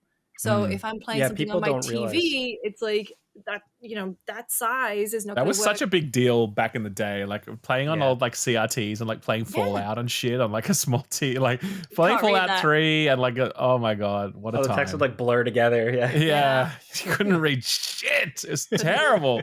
Anything. We've come a long way, and even like, just to your point, like with people with disabilities, there are some people with disabilities where you would think, wow, they'll never be able to play a video game, and they're playing games. Like, and I've seen that firsthand. It's incredible. Yeah. And like places like Special Effect obviously do incredible work in helping the accessibility scene go even further. And there's folks like Steve Saylor and Steve Spawn. And like everyone who is out there like advocating for accessibility. A lot of organizations, great stuff. Organizations, so I think that's very cool. For me, I have two that come to mind. In terms of good things with gaming, I like crossplay a lot. Unless I'm getting domed by a PC player on a mouse. Like, otherwise, I like that. Like, my friend in Georgia plays on Xbox, and I tend to play on PlayStation, and occasionally I'm able to actually link up and play a damn multiplayer game with him. Yeah. That's big, and you don't sometimes you don't realize, or like you start to take it for granted very quickly, because now so many games just have it like crossplay, no problem. Like Cosmic Invasion I played this week, and it's like, yeah, crossplay, cool. You don't think twice, but it is a big deal to have that. The other thing is kind of like the battle that was won. Look, it's not perfect, and new industry practices are being added all the time. But I think like some good battles have been fought, and I think it's good to look at like the team jerseys on the wall, like the Battle of Battlefront 2, 100% agree with that. Loot boxes, and also the remember the anti-trade in like policies for like the online pass, online vouchers, oh my god, like, so and that and NFTs changed, because players wholesale rejected them collectively, and I think those are like good wins, and it's important to like think back about those wins. There's always going to be things that pop up, but I think those are some good W's. Where was you? Where was you in the Great Loot Box War of 2018? I think obviously this is like a mixed bag one, but like I genuinely believe free to play has been a really positive revolution for the industry. Now, not all of it is great, for sure, right? But there are so many people who can't afford to buy games, and they can play games, and that's it. Like that's ultimately the bottom line. And that's not to hand wave away the negative parts of the free to play model and what that means and whatever else. But it is to say that, like, yeah, a lot more people now get a chance to play games, and they're not just playing like match 3 bullshit, right? They're playing like real proper games like this. I haven't played this Where Winds Meet game yet. Yeah, but yeah, it's a lot of game for free. Yeah. It's a lot of game for free, man. You know what I mean? Like it's you can play the finals for free. That is an absolutely fantastic shooter. And obviously that's forgetting all of the other entrenched legacy shooters. CSGO is not free, is it? You still have to pay a couple of bucks, or is it free now? I forget. Counter-Strike. I feel like it's free now. Sims I don't know. is free. Sims is free. Like there's so many games. And yeah, I think that there's obvious trade-offs for sure, and they need to be managed and what have you. But then there's also just really great things and great experiences to be had, and that's more broadly accessible, and it grows the industry, and it gives people, without a lot of spare income, the chance to like participate in this and enjoy it. And I think that's a really good thing, And I think back to, I remember when I was reviewing Warframe back in the day, and like the title of that review was like, I can't believe this is free, because that was a thing back then where you'd look back at that and be like, whoa, this is free. Whoa, this is crazy. I can't believe we get all this for free. And now it's kind of like the standard that we expect from a free to play game is worlds higher, right? Like worlds higher. So yeah, man, like it has its pros and cons, but I think net, it has been a good thing for the industry. It's broadened the industry, and I think it's good. I think it's good. Metroid Prime 4 should have been free to play. That is the title of the thumbnail. That is the thumb and title, right? Jake Baldino, quote, Metroid Prime 4 should have been free to play. Heyo. That's it. Oh, man. That's it. Well, Max, thank you for your question. You can always leave questions in the newsletter, friendspersecond.substack.com, in the comments, or email them to us at contact@friendspersecond.com. Nice. All right. Now time for what we've been playing. Ralph? I have been feeding Arc Raiders so hard. Yeah. Yeah, nice video. Your video got me hyped to like get back on. Yeah, dude. I honestly, I'm still playing every day. I think it's just a fantastic game. I won't drill too much into it because we've spoken about it, and obviously lots of coverage, and I've done my video now.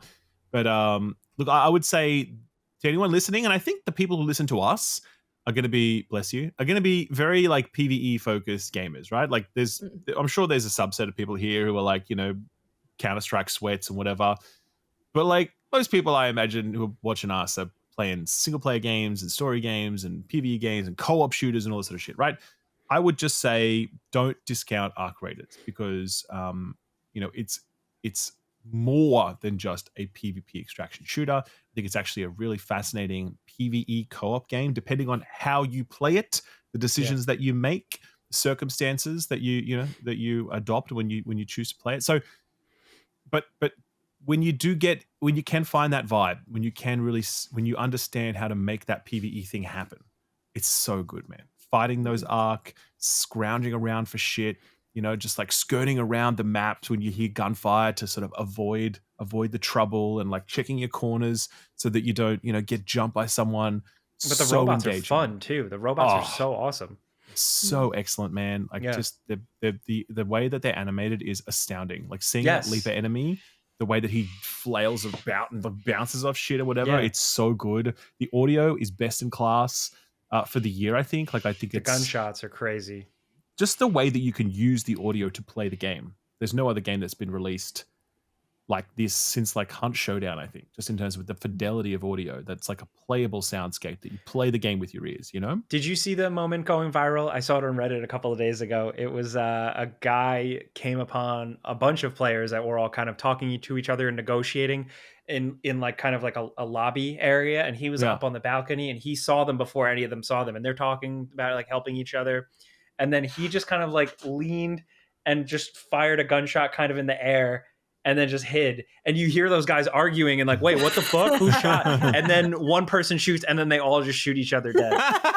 And it's like the game is so good for moments like that. Like that stuff is so fun that can organically happen. I think that's it, right? And I that's why I think from even from like it's a PvP perspective, sure, but like I think co-op games that we play can't really then descend all of a sudden into PvP experiences. It's usually binary. Do you know what I mean? Yeah. Like we're usually playing a co-op shooter like Borderlands or Left 4 Dead or whatever, or we're playing a PvP shooter like Halo or Counter-Strike, right?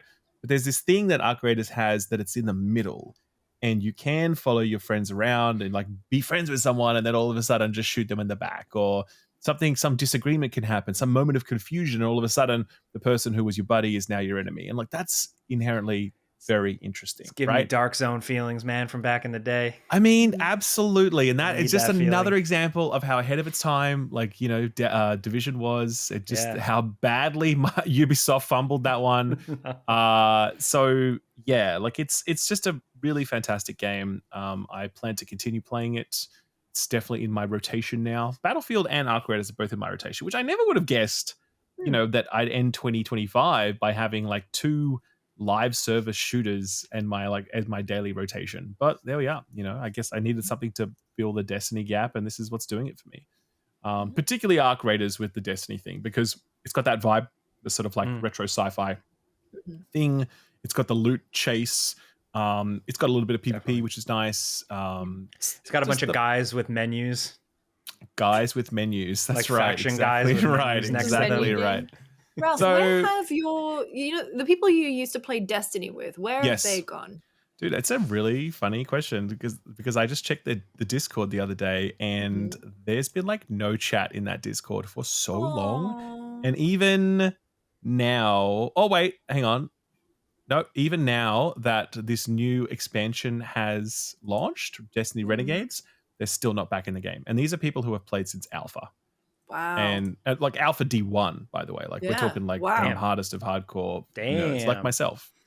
But that's just because, you know, we're not coming back, right? And obviously, if anyone's seen the Destiny play accounts for Renegades launched, very disappointing play accounts. Like, you know, 30% down on the last expansion, which was like 200% down on that doesn't make sense. But it was a lot down versus the final shape. You know, the Bungie, the Tyson Green, who's the game lead, basically just did an interview recently. Was like, yeah, we really fucked up, man. He's like, yeah, the player base is shrinking.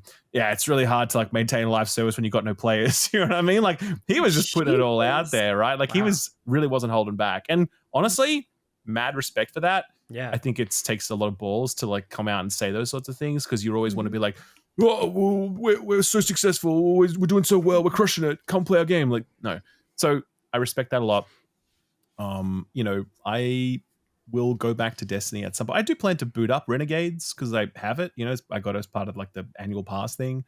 But I'm not excited for it. I'll just kind of check it out of curiosity. But I'm still waiting for Destiny to kind of, you know, come back into its own with the Destiny 3, which is like rumored, it's been leaked. I don't know if that's true or not. I suspect that there's been a Destiny 3 task force working at Bungie for like 5 years, doing different things and ideas and prototypes and whatever else, right? Because it's natural to think in those terms, right? So whether or not this one actually results in a game that they greenlight for full production, I don't know. But I low-key think that the only way to save Destiny is with the Destiny 3. So I didn't ask, but no one ever asks, Jake, but I'm gonna say it anyway, okay? No one ever asks, and the news comment section are like, dude, stop talking about this video game. We don't fucking care. And I'm like, I don't care what you want. This is my show, and I'm gonna talk about Destiny. It was funny. I saw your eyes change when you kind of started talking about Destiny. Like there was like a change behind your eyes. Sure. Man, I'm glad Arc Raiders is kind of giving you that. Yeah. It is. You know, it is. It's a really great game. And that's all I'll say. Just don't write it off. If you think this is a game that's probably not for you, it might be. And I really recommend checking out my full review to kind of tell that story. Because I think there's a good chance there's going to be something in it for you. So yeah, that's me. Well, if you want to keep in the co-op theme, other than horses, the only other game I have played was the new Nightreign DLC. Oh, Well, you that played just that, came did you? out, Tell right? me. I went to Bandai Namco to play it. Nice. For Gamespot. So if was it like 2-3 weeks ago now? Yeah, went to play about 6 hours of the Forsaken Hollows, which Okay. so I loved Elden Ring, platinumed it. I got my YouTube recap yesterday. My number one game that I watch, because I watch a lot of challenge runs. I've spoken on this channel before about how much I love bingo brawlers.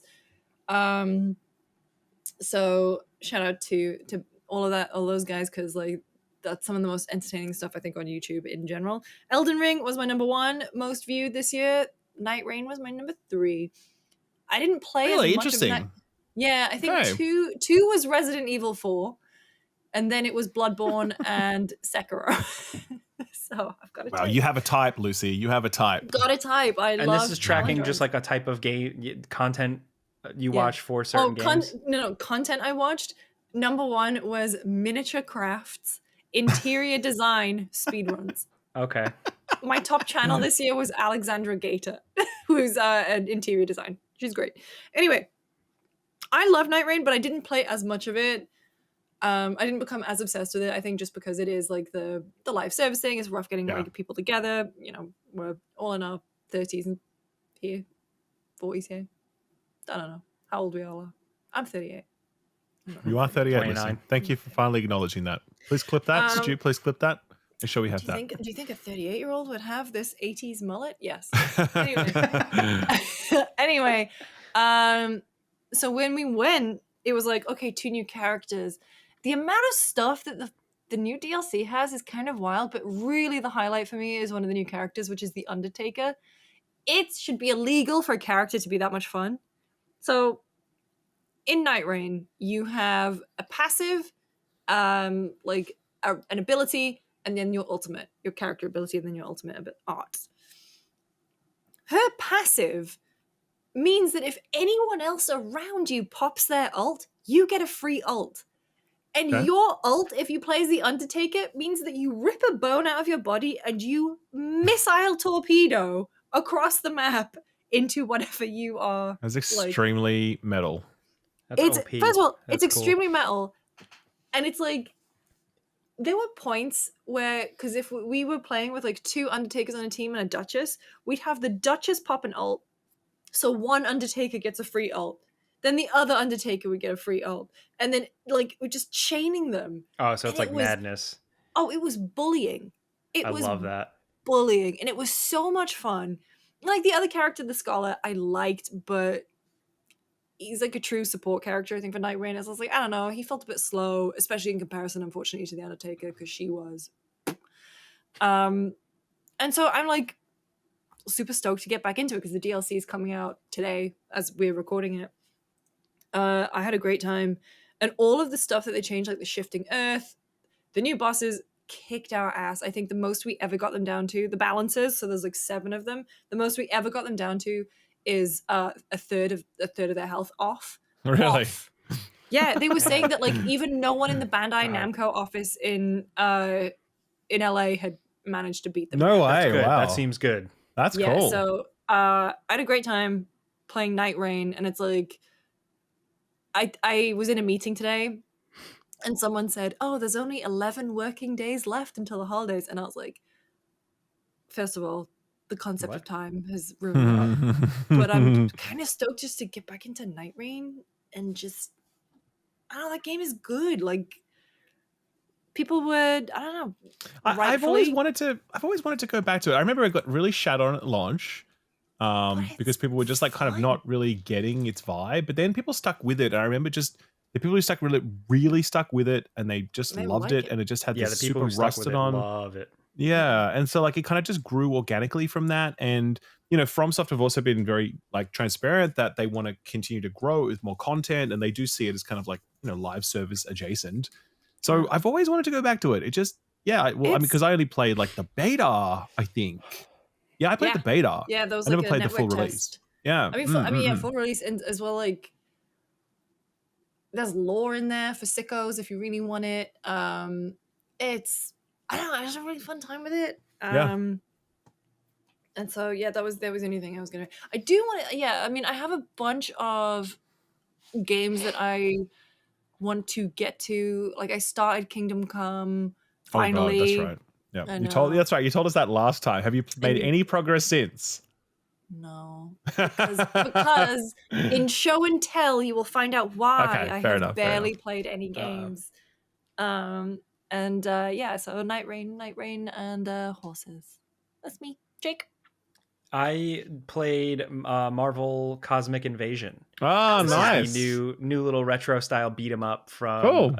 publisher Dotemu and the developers Tribute, the guys behind Shredder's Revenge, the Teenage Mutant Ninja Turtles one a few years back. Pretty similar to that, which I really like that. Here it's very simple and it's pretty short. Just know that. But it's a good time. It's a fun little brawler. You can pick a lot of the mainstream characters you expect: Captain America, Wolverine, Iron Man, Spider-Man, but then like Nova and Cosmic Ghost Rider, who technically I think is like the Punisher technically from that arc. So like there's like a Beta Ray Bill, like, so you can pick some Some deep weirdos. cuts. Yeah, and it's just kind of like a fun thing to play through because it's like you go to Genosha, you go to a Sentinel factory, you go to AIM labs, and you're fighting AIM soldiers, and it's just a good time. And I like the way you unlock the characters by encountering them and fighting them in boss battles. So it's like to unlock Venom, you have a big old boss fight in like a Venom lair, and also there are cool boss battles, but for me it's the pixel art and the animation. Like if you have any appreciation for that type of stuff, it's so cool here. All the characters look great. They animate amazingly. Their moves are so cool. A lot of their moves are references to like Marvel vs. Capcom. I was gonna say, yeah, you look at it, it looks quite similar in terms Totally. of Like Iron Man will do the big gun. I forgot what he says, but like it's Unibeam. Is it Unibeam? Yeah, something like that. Yeah. You know, you have that. Venom too, like Venom's animations, like Eddie Brock will like pop out of Venom mid punch combo and shit, like, and you'll see his face. Like it's just really, really creative and really, really well done. It's just very simple, and I think there needs to be. I wish there were more enemy varieties. There's like an annoying amount of flying enemies, which in a beat 'em up, those are fucking annoying. Yeah. But I had a good time playing through it. I played through it with Amanda, and that was a good time because it's easy to be button mashy and have fun, but there's just enough depth to some of the characters in the moveset where you can get a little crazy with it. Plus, two, it has character swapping, so you pick two characters. So, like, I'll be Spider-Man and Wolverine, and you can tag them in and out. And you can also tag them in and out mid combo, so you can juggle the shit out of enemies. So you can like be slashing as Wolverine and uppercut them, and then combo switch to Spider-Man and swing in and kick them, and then switch back to Wolverine and stab them down. So that's pretty satisfying. It's very simple. It's like $30. I think it's on sale for $25 right now. I think that price is about right, but it is short. You could play through it in like 4 hours. You're probably going to play through it twice. There's an arcade mode, but yeah, just good, simple retro time. And then the other thing I played this week, they re-released Red Dead Redemption 1 again. Are you playing it on Xbox? I played it on your PS5. phone, aren't you? No, I want to do, but I played a little bit of it on Switch 2 and PS5, and the HDR is pretty good. It's cool to see that. Not really a lot of bells and whistles. Like it doesn't have DualSense support or anything, which sucks. But it was a free upgrade if you own the game. So, you know, whatever. But man, for me, intro. it was just playing it again and just having, because I played through it when they ported it to PS4 in 2023, and I made a whole video talking about it, and like I still came away playing it again. I ended up playing way more hours in it than I thought, and the thing that struck me about it this time is like the loneliness. Like the game gets loneliness so perfectly from just the feel of the world, because the world isn't like that big, but it does a good job of making you feel like when you're out there, you're like out on your own. And I think it's like some of the visual effects, but then at night it's the skybox that is beautiful and it makes you feel like the world is really big, but also the sound design and the music, because that game is so good at just having those little creepy, mysterious little tones and twinkles and here and there. Like at night, they'll just do like one piano key pluck and it just reverberates. And that just is so good. And to me, that carries like the feeling of the whole game. I fucking love that. And the second game, Red Dead Redemption 2, does a lot of weird, mysterious, creepy, lonely moments. But I think Red Dead Redemption 1 just really has that on lock. Also, Rob Whitehoff, the actor for John Marston, I don't know where Rockstar finds these people, because they're in like from they were on such a generational run from like CJ from San Andreas, but really it was Nico Bellic and then John Marston, and then eventually it's crazy. They just find these guys that like their voice just sticks in you. I remember Polygon did a really good they did a big thing with him. And I remember him being like, oh, I don't know if I'll ever act again. Like, obviously this is before Red Dead 2.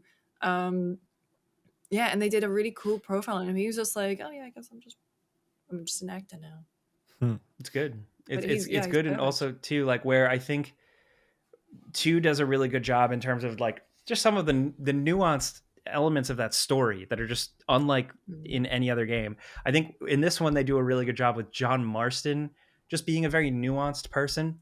And I think that game deserves, you don't realize that at the time, but that game deserved a lot of credit for it's a cowboy game, but you're not like the typical cowboy. Like John Marston's kind of like ugly. He's kind of polite.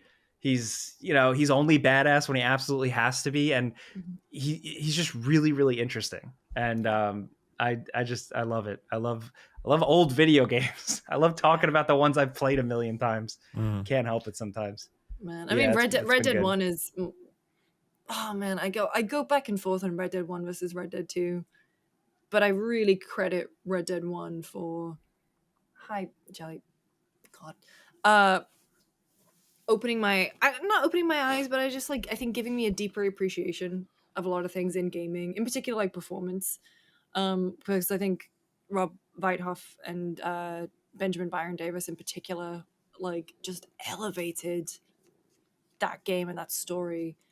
I don't know, it felt like Red Dead, maybe playing it now, it's not, comparing it to Red Dead 2, it's like, I don't know, there wasn't exactly like Basil exposition.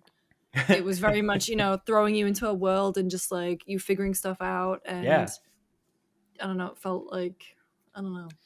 It's really like a case study. A really special moment in time too when it came out.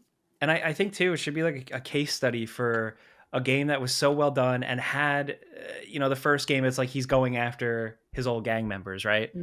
And you just kind of learn who they are as time goes. And there's a lot of like implied stuff and things you don't know. And then the second game comes around and it's a prequel, and it's like almost like, well, no, the first game was more effective by not knowing everything. And yet this Red Dead Redemption 2 doesn't undo that. It just makes it all better. And then it's crazy too. Like you look at the end of Red Dead Redemption 1 when John goes back home and like you encounter like Uncle. And it's like, even in that first game, Uncle just kind of shows up as like this new weird character guy, but like it feel like if you play Red Dead Redemption 2 first, and then you play Red Dead Redemption 1, it's like, holy shit, like Iron Man just had a cameo. Like it's crazy. It's really cool. So they were really on something with those two games. And as well, like John is not the same character in Red Dead 2 as he is in Red Dead 1. Like he is a little shit. Yeah, he's like a big idiot shithead. Yeah. Yeah, and you get Abigail and like all of these people who you only know at like very tragic parts of their lives, and you get to see them in the heyday. And maybe I'll do that over Christmas. No, I won't. I don't have time. Maybe I do. Kingdom Come. Yeah. Kingdom Come. Yeah, Kingdom Come. Play Kingdom Come. 80 hours, 85 hours. 105. And the rest. Yeah. 105, maybe. Is that all we've been playing? I think so. Yeah. I haven't. Yeah. That's really it. I do have review code for Skate Story. Ooh. Which I haven't started yet. Out. Yeah. So that's out next week. Like just about out, yeah. Yeah, so I'm going to play that this weekend, which I'm super pumped for. Nice. And then after that, that's like review season done. That's it. Pretty much. That's the last review of the year. No, for me. when is the Terminator? Terminator. I actually have that on my list. I do have Terminator 2. Is that Dark Fate? No Fate? Yeah. What's it called? No Fate. No Fate. Yeah, Fate sure. For what we make. Right now, it's let's see. I do have that on my list as well, but I don't know if I'm going to review right now. I don't know if I'm going to review that one because it's like I don't know. There's like little two 2D side scroller, like retro throwback things. I don't know. Hey, if have like, some respect. hey, I have huge respect, but I don't know if it's a video. I feel like it's a podcast chat kind of game. Nah, for your channel, I don't think you put out a whole dedicated video on that. Yeah, that's it. Exactly. I just hope it's good. It's funny too. The delays have even crossed over to like, I still use Facebook sometimes just to see what like Marketplace people like normal people, mostly for Marketplace. But I got served an ad for Terminator 2D on sale at Best Buy or something, or Amazon. Nice. And I clicked on the comments, and all the people are like, "This game's never coming out." LOL. And I'm like, "Wow, it's everywhere." Yeah. Oh my God. Yeah, I hope that's good. Terminator 2D No Fate looks like the game as a kid I would have loved to have. Absolutely. Did you see they finished the RoboCop statue in Detroit? No, I didn't even know they were building a RoboCop statue in they were Detroit. doing one. They were like taking donations years ago, and it's finally up, like a big bronze Alex Murphy. It's great. Oh hell yeah. Yeah. I gotta go see it. We have like a short recording time today, sick. so we haven't had our chance to chat about what we've been up to. So like, what you guys been doing? What's in your show and tell? What you been up to? Mine's brief. I built another PC. Oh, okay. Ooh, Yeah. why? Tell us. Did you spend like I- $1 million on RAM? I was gonna say someone's earning. I got boned on RAM. Thankfully, I had a lot of spare parts to kind of offset the cost of it. I had a lot of spare parts lying around.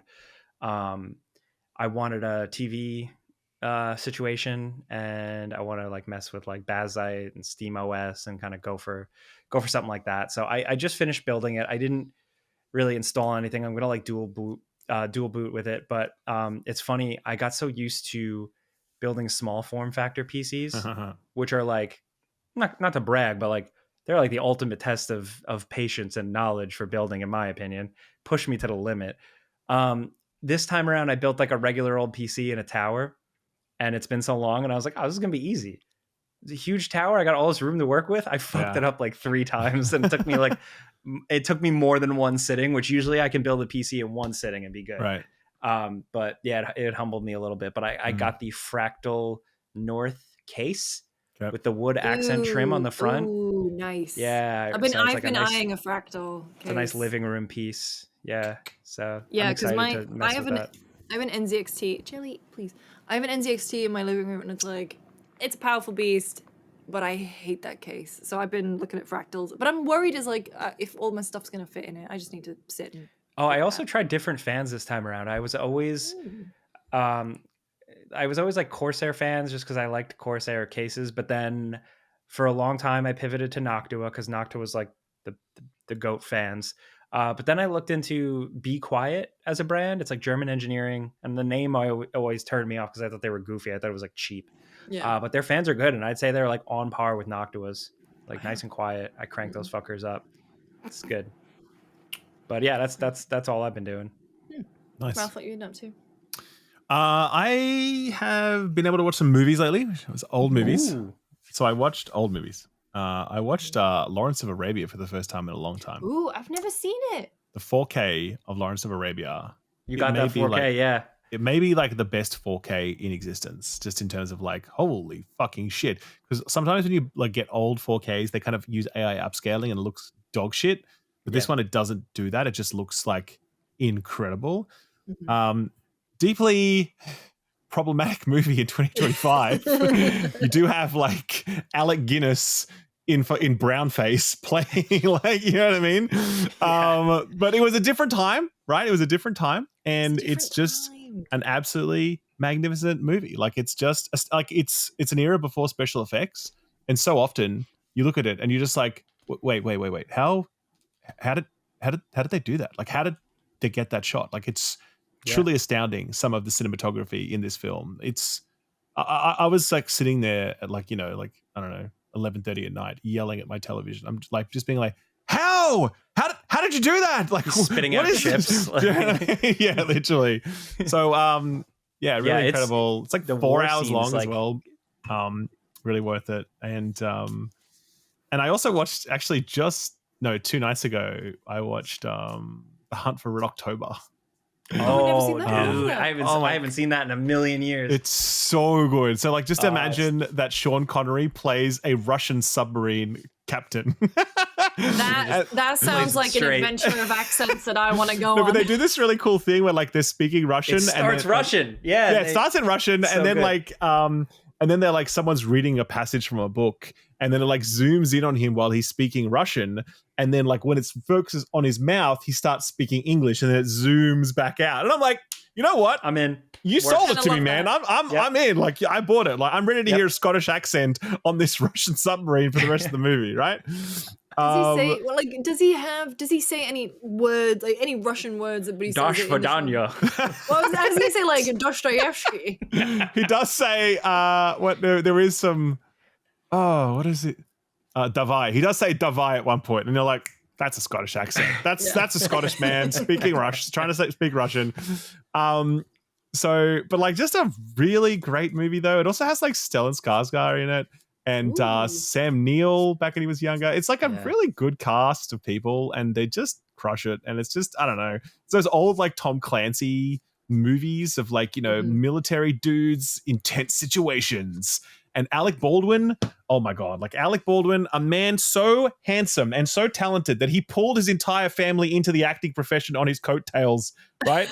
But man, and now he just, sucks. And look, it's complicated with him.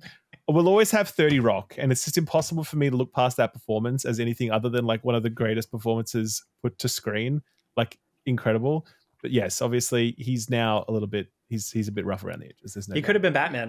He could have been Batman back in the day, and I would have. You reckon? Instead of Keaton? Yes, when he was really, like after Beetlejuice, but not like too. I could have seen it totally. As I wonder kid, if he's a bit too that sort of George Clooney thing of like being so kind of. But there's like a darkness to Alec Baldwin. Like he's kind of, I can see it actually, because there's like no darkness in George Clooney. That's why it doesn't work, right? But there's a little bit of darkness in Alec Baldwin. Did you see the quote from George Clooney recently? No, what? Where he said his kid dressed up as Batman for Halloween. And he's like, I was Batman. And the kid was like, yeah, like not really. And he was like, you are so right. You are right. Wow. It's a real quote. It's so good. It's so good. Love it. And he was like, yeah, you're right, kid.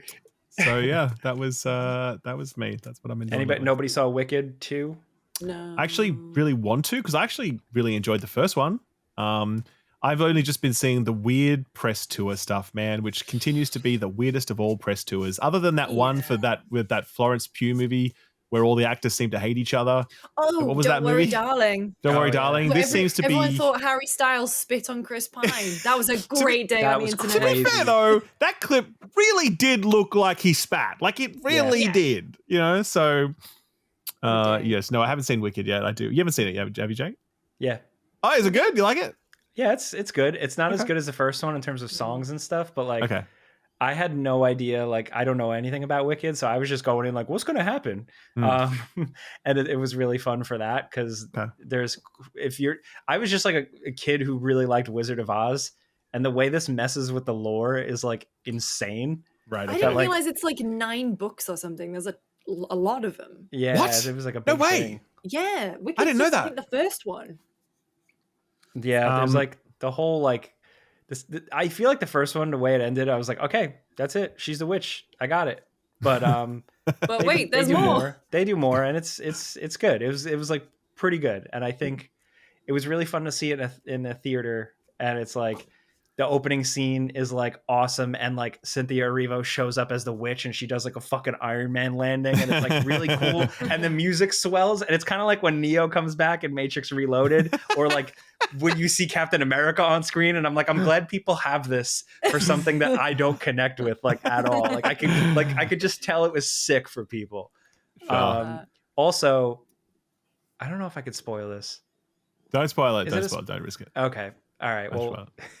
A character. Actually, I was gone. Can I just say that a character gets to have sex with another character? That is the most insane. If you told me as a kid who watched Wizard of Oz, be like, that character fucked that character, I'd be like, it's insane. Hell yeah, absolutely man. insane. I'm laughing again just thinking about it. Anyway, speaking of Matrix Reloaded, I was just listening to the OST on Spotify the other day. Hell yeah, so good, man. So good. That Linkin Park track at the open, the sessions or whatever. What a track. So good. Oh. Yeah. Oh my God. So good. Yeah. Takes you back, huh? Memory hold that one. Yeah. Yeah. Anyway, Luce, what do you I got? love The Matrix. Oh yeah, oh man, I want to listen to Rob Duggan now. I watched The Gift, rewatched The Gift. Is that the book about? No, that's The Secret. I'm thinking about something else. Never mind. Yeah, Continue. oh no, I'm not watching The Secret. Sorry to The Secret enjoyers, but no, The Gift is the one with Joel Edgerton, and he. Oh, it's like the dinner party one. Was this like kind I of? think like that's a... The Invitation. Oh yeah, I get them all mixed up. Gift. A lot of those came out Just back going to through back. the movies. Yeah. So The Gift is Jason Bateman and his wife, I think it's Rebecca Hall, moved to a new area. And yeah, this one. Jelly, my God, I love you. Go on the ground. They reconnect. He reconnects with someone from his teenage years, and this guy played by Joel Edgerton keeps leaving gifts at their house, and I think it's like a really fun, like psychological horror light movie where it's like I think if you have any kind of social anxiety, you'll really enjoy it. But it's I think it's a good movie. It's like we got through it and we were just like, oh God, what's he gonna do? What's gonna happen? So it's just an enjoyable time. But the real thing I've been doing, and the reason that I haven't been #gaming over my Thanksgiving break, because I've been doing some DIY. My room right now is a mess because I had to empty it out of the other room. But it's like my friend Max and I, Max Scoville, who bless him has like all the tools. So for me that was great because I didn't have to buy anything. We put up some paneling, painted that, and then we got like an IKEA bookcase and we made it look built in. It looks good. Built a platform for it, and I'm gonna paint that I think tomorrow. But it's just been really nice to build something and it and improve the space in which I live in. And so the bookcase is something I've wanted for a long time because I had this really bad wobbly one, like this IKEA one. And now I have a new one, but it's like built in, like fully attached to the wall. There's a platform, Jelly, please. Oh my God. Get off. No. Ooh, the camera almost fell if people are listening. Because she I saw the camera. The camera wobbled. That was great. That would have been great if the camera just like fell to the ground like a lost footage, like Blair Witch kind of moment. We just hear like someone yelling, Lucy, you okay? Lucy! Tell me where you are. There was a point, like Stu will probably catch it, but there's a point where you guys were talking and I was just putting her on the floor and she kept jumping up and I was putting her on the floor.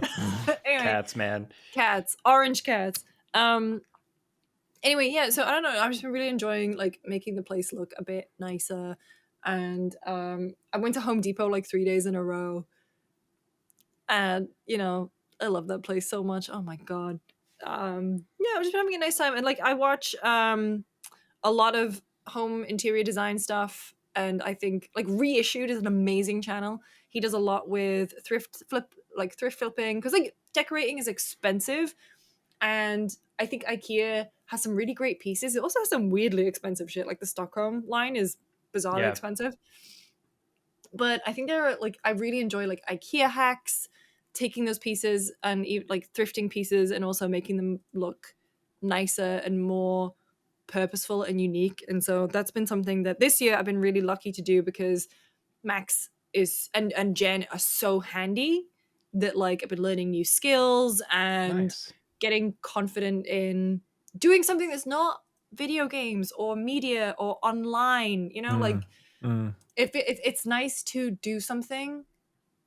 And this is not a knock on like gaming at all or movies or whatever, but it's like, it's just really nice to not have to have an opinion on something. Yeah. Do you ever feel that? Where it's like, now you got an opinion on a hammer and nails, you know? I got mean, an opinion on this Sawzall. That's right. I've got some opinion on, wow, that primer was expensive, but that's fine. It's the primer for the job. You know, it just feels like very... It's good to have something. It's good to have something that's not. But then the thing is that once I finish decorating my apartment, then what am I going to do? Back to gaming. Gonna be like one of those dads that just like constantly just finds projects around the house and just like I'm building a spice rack and now I'm repaving the driveway and you know that'll be you. The thing is that like friends of mine genuinely like they put out calls on their Instagram stories. It's like, what should I do with the space? And I'm like, hi, I'm here. Have you heard about this program that I use called Mila Note to decorate? To design so it's just spaces? the manifestation of your Sims thing, but like in the modern, you know what I mean? Like this is the next physical manifestation of your Sims obsession. 100%. This is like what I've trained for. Yep. By playing Sims. Literally. Like Yeah. it's like VR training, and it's just playing The Sims. I've run all the simulations. Oh my god. Yeah, that's basically been it. The bonus disc. God And you bless. just build a giant square house with a pyramid roof, No like doors. I did as a dumbass kid.